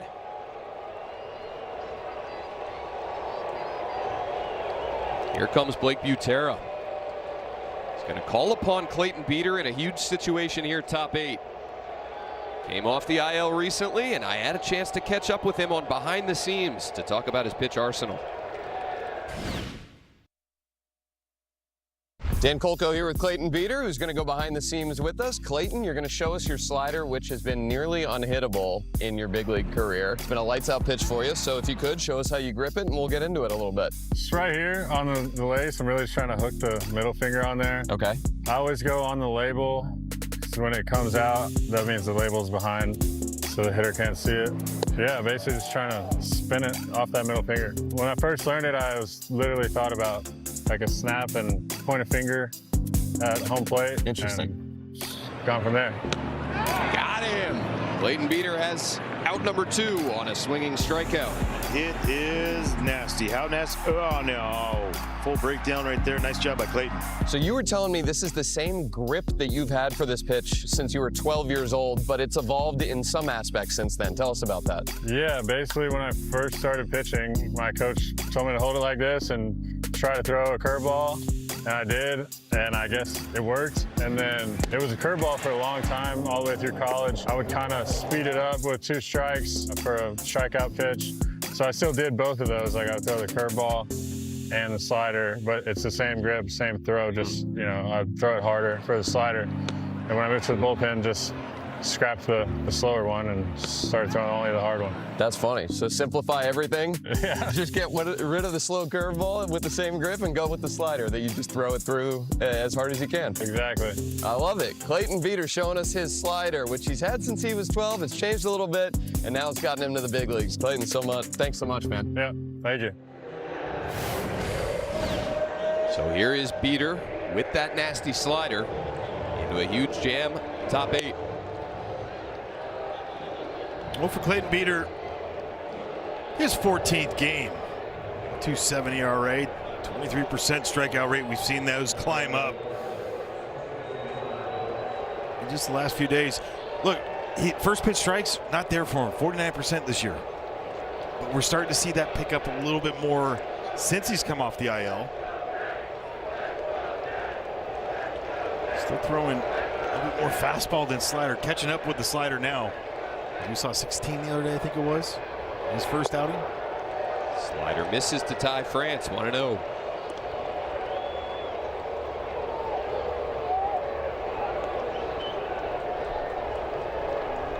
France on base twice today, single and a walk. Fastball fouled back to the screen, ball on a strike.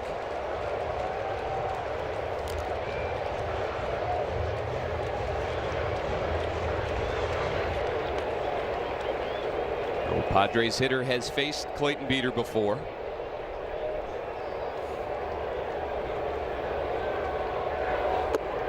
Did he go? He did, says Dan Merzel, and it's 1-2.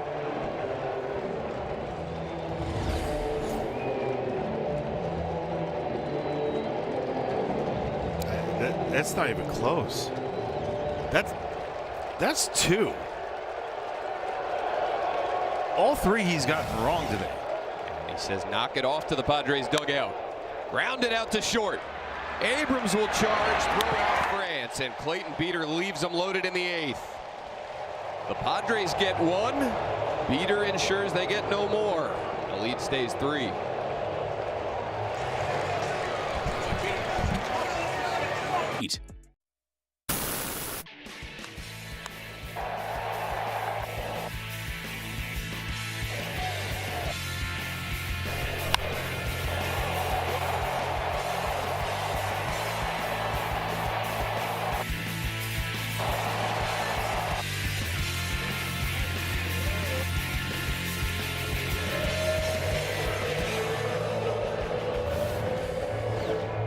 Been an entertaining series.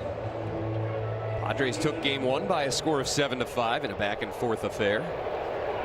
Nationals take a 7-4 lead to the home half of the 8th.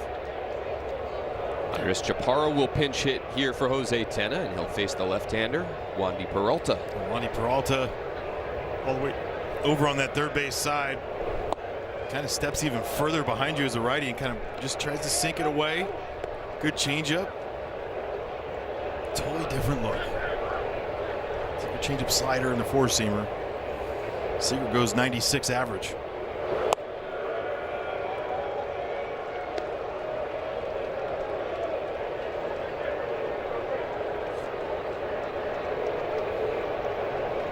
And just by setting up where he does and how he releases, that ball wants to go away, away, away. Right? When he throws one in, make him force him out that way. You think about the first base side, he's trying to create an angle going towards you if you're a lefty. If he's a lefty, you're a righty. 3-1 now to Chaparro, who takes ball 4. So the Nationals pick up where they left off in the 7th inning. Had a host of guys on base as they batted around, and now Chaparro aboard to lead off the 8th.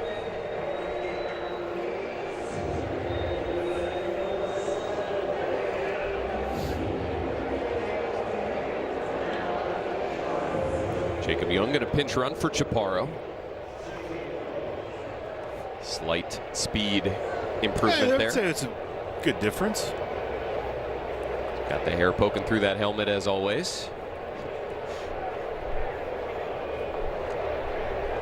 Here's Jorbit Bibas.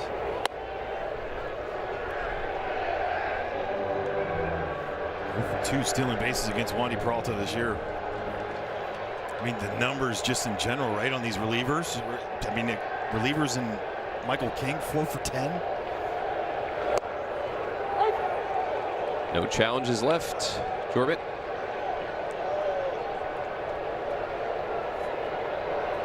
Would have been right. Dead a ball and a strike. It's a good challenge. Nice job. Maybe a sponsored by T-Mobile. Give him half of a successful challenge in your numbers there. 1-2 now. Bibas walked and scored in that long 7th inning.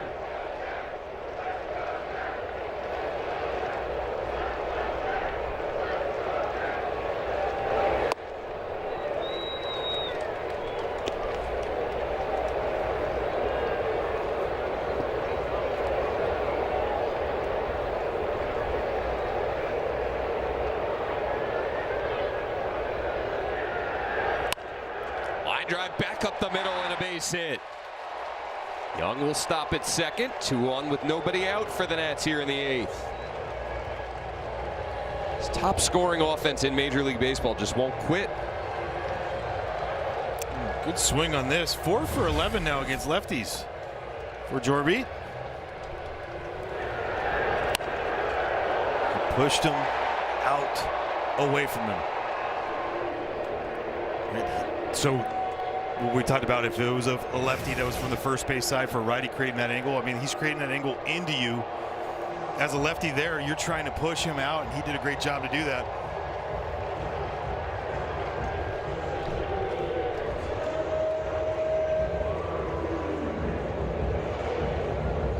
So Dylan Cruz will bat with 2 on and nobody out.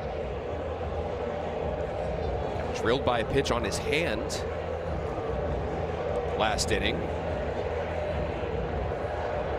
Brought in a run. Bases loaded, hit by pitch. Busted back ground ball out to short. They'll get 1 and no more.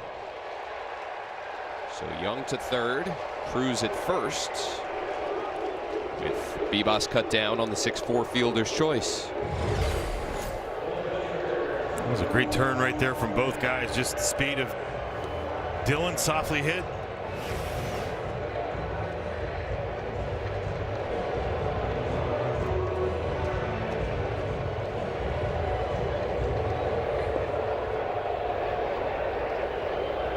Millis has had a nice day.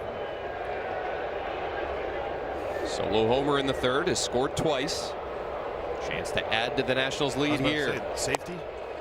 Stabbed at it. Yeah. See, it makes sense just in general. Tough though, with the shadows, trusting it to get out there, because again, he might be a guy that likes that ball with shadows in, closer to him to see it better. Some guys like it away. But get out there early to do it. The other part, with JY over there at third base, you don't have to be too fine. Big brushes. My former Padre friend and coach, Tim Flannery. That's what he always said. Paint with big brushes here.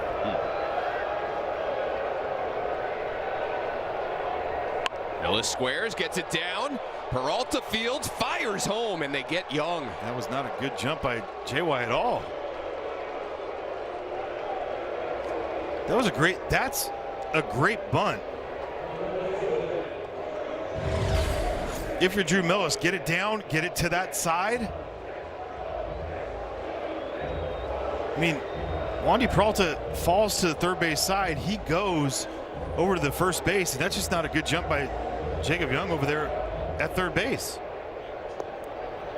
There's no way he should have been like that. That play isn't easy. Fish in a barrel. Sorry to all the fishes.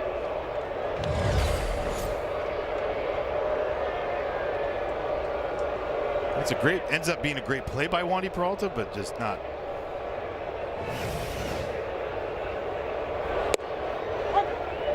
And 1 now to Curtis Mead.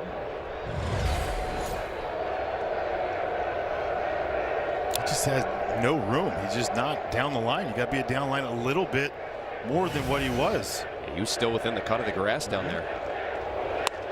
Mead down the left field line. That's a fair ball, and it'll get into the corner. Cruz will come in to score. Here comes Millis to the plate. Curtis Mead does it again.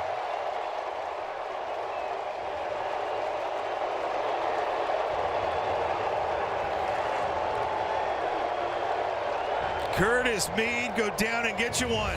Change up down below the zone. Look at him. Bury his head right behind the barrel. Get behind it. Stay through it.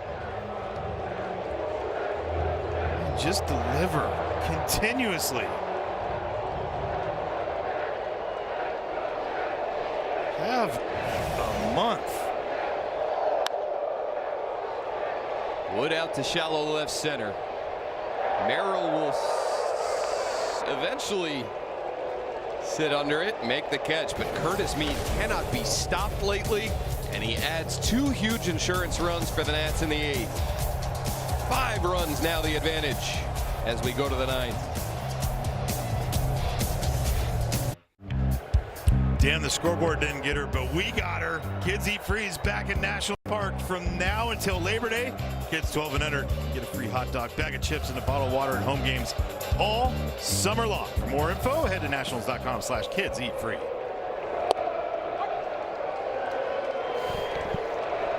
The craze continues. Tarps off in the upper deck right field side. They're having fun as the Nationals take a 5-run lead to the 9th. That's a big section. Yes, it is. There we go. That's what I'm talking about. That's what we want. Bring it. Slider got away from Beater. Slightly. 1-2 to Ramon Laureano. Even though the margin is now 5, Clayton Beater came into this game when it was a save situation, so looking to pick up his 3rd save of the season. First since coming off the IL. It'll be Laureano, Duran, and Tatis due to bat. And a dynamite slider in the dirt. Beater has a strikeout of Laureano to start the 9th. Just watch this and how high it is to start. That's belt high. Where it comes out of the hand. And then it's not. And then it is not.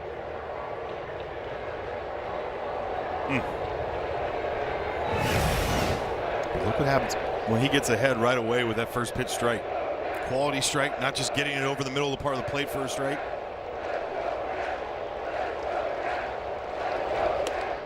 Fastball up and into Duran. Interesting, with options on their bench, they choose to let Rodolfo Duran bat here with 1 out in the 9th. Guy playing in just his 11th big league game in his career. It's ahead 2-0.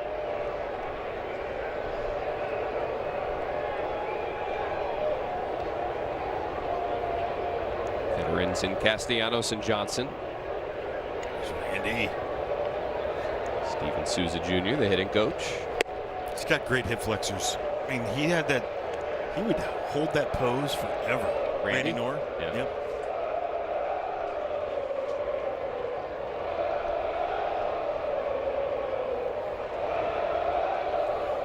The 3-0.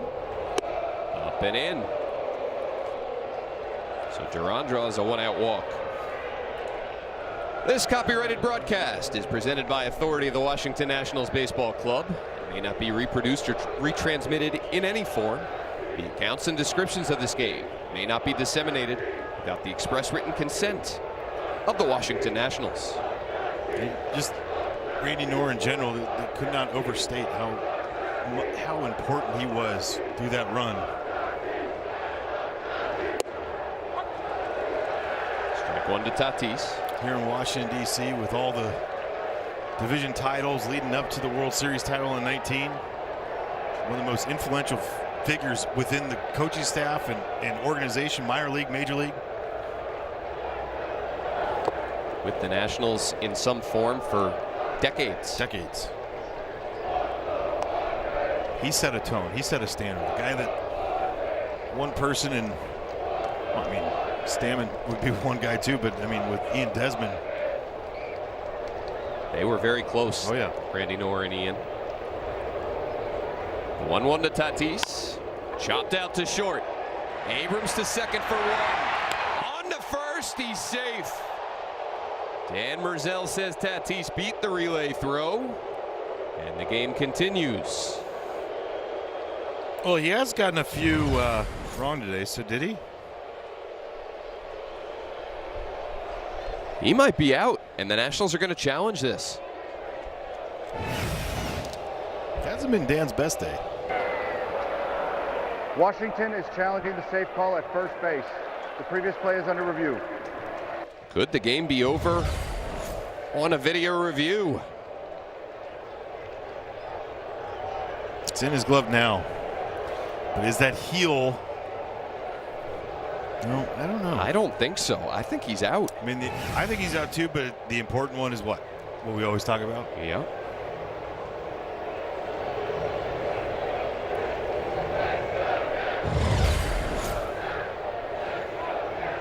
Ground ball right there. He gets after it. What a feed right there by Siege to Jorby, and a good turn by him. Can't come out of the back. No!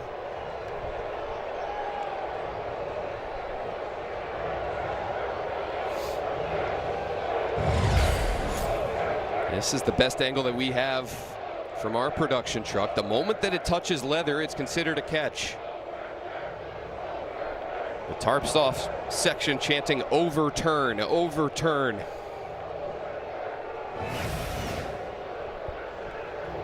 And if they do, the ball game is over.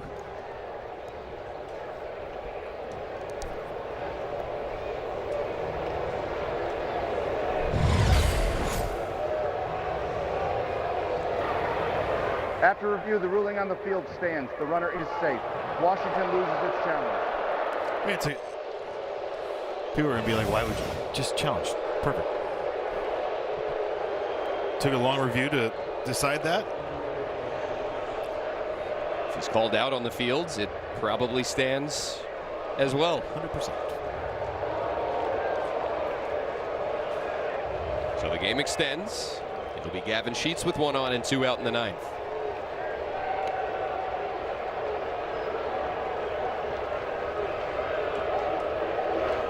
Nationals trying to get back to a game over 500. Tatis moves up to second with defensive indifference.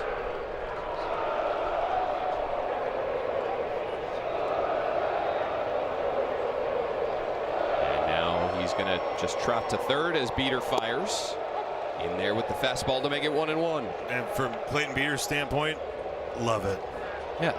I love that part where you visually you're seeing it and you're able to lock in, throw just a heater right there. Not to mention you don't have to worry about a guy looking into your glove. Fastball to make it 1-2, and a challenge from Sheets. Ball on the field is a strike. The batter's challenging. Both sides emptying the tank on challenges, and it's a strike. Ball confirmed. San Diego has 1 remaining. Clayton Beater a strike away. He's 1 for 4 this year.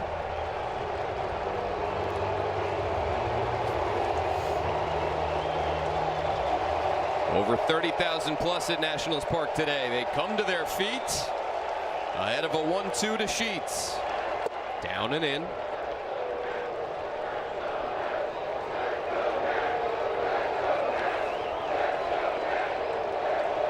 Nationals struggled at home to begin the season. Win today would make them 8-5 in their last 13 games here at Nationals Park. 3-2 now to Sheets. Great block by Drew.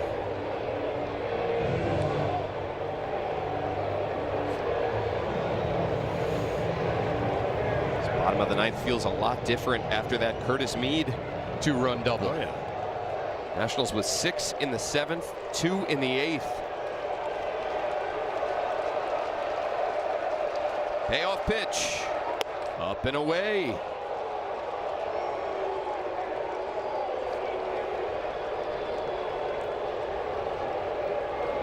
Another walk issued by Beater. And there's 2 on with 2 out for Miguel Andujar.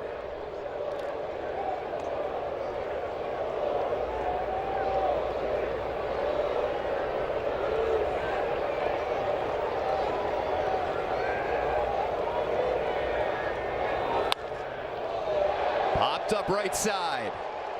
Back is Nunez. In is Cruz. And the ball game is over. The tarps off section loves it, and the Nationals win 9-4 here at Nationals Park this afternoon. They get back to a game over 500, and they set up a rubber game here tomorrow afternoon. Well, heading into that 7th inning, boy, did things look different. Michael King was absolutely dealing everything so quick. And then the boys decided, like, hey guys, we're going to start swinging at strikes only against the nasty Michael King. Putting up a 6 spot, adding 2 more in the bottom of the 8th because of Curtis Mead. And that right there is staying with it. Realizing 27 outs, hard to do, hard to get, especially against the best offense in the league right now. What a game. Only the 5th win for the Nationals this season when they trailed after 6 innings. It's the first time they've scored 9+ runs and James hasn't had one. It has to be. He's usually in the middle of everything. Yes. But everybody contributing for Blake Butera's bunch today. Curtis Mead enormous off the bench. He walked. That brought in a run with the bases loaded. He drove in 2 with a double in the 8th. 3 RBI for Mead, 2 for Millis, 2 for Garcia. And the Nats win 9-4. And Alexa Dat downstairs with Curtis Mead. Curtis, you entered this game as a pinch hitter in the 7th. You drive in 3 runs. How do you stay ready coming off the bench? Yeah, it definitely can be challenging, you know, but I try and have my little routine so it doesn't feel overwhelming when I come in the game. But yeah, it was a fun game. You guys break this one open in the late innings. What does it say about the resiliency of this offense to be able to do it whenever it feels like it? Yeah, no, the guys are doing an awesome job, you know, just high quality at-bats after one another. Yeah, that was a fun one, you know. I mean, King was kind of rolling early, so it was fun to be able to kind of put a break to that and put up a few runs. Nationals are now 9-3 and Foster Griffin starts. How much confidence do you have when he's on the mound? A ton. I mean, he just goes off the guys, you know, he puts them on the back foot early, and, you know, he's been fantastic so far. Curtis, congratulations. You've had a killer month. Thank you. Appreciate it. All right, we're going to have a killer post game. Curtis Mead there. Awesome off the bench today for the Nationals. Drew Millis, a big bat as well. We will talk it all over on Nationals TV post game. As Kevin Franzen joins me, it's all coming up next.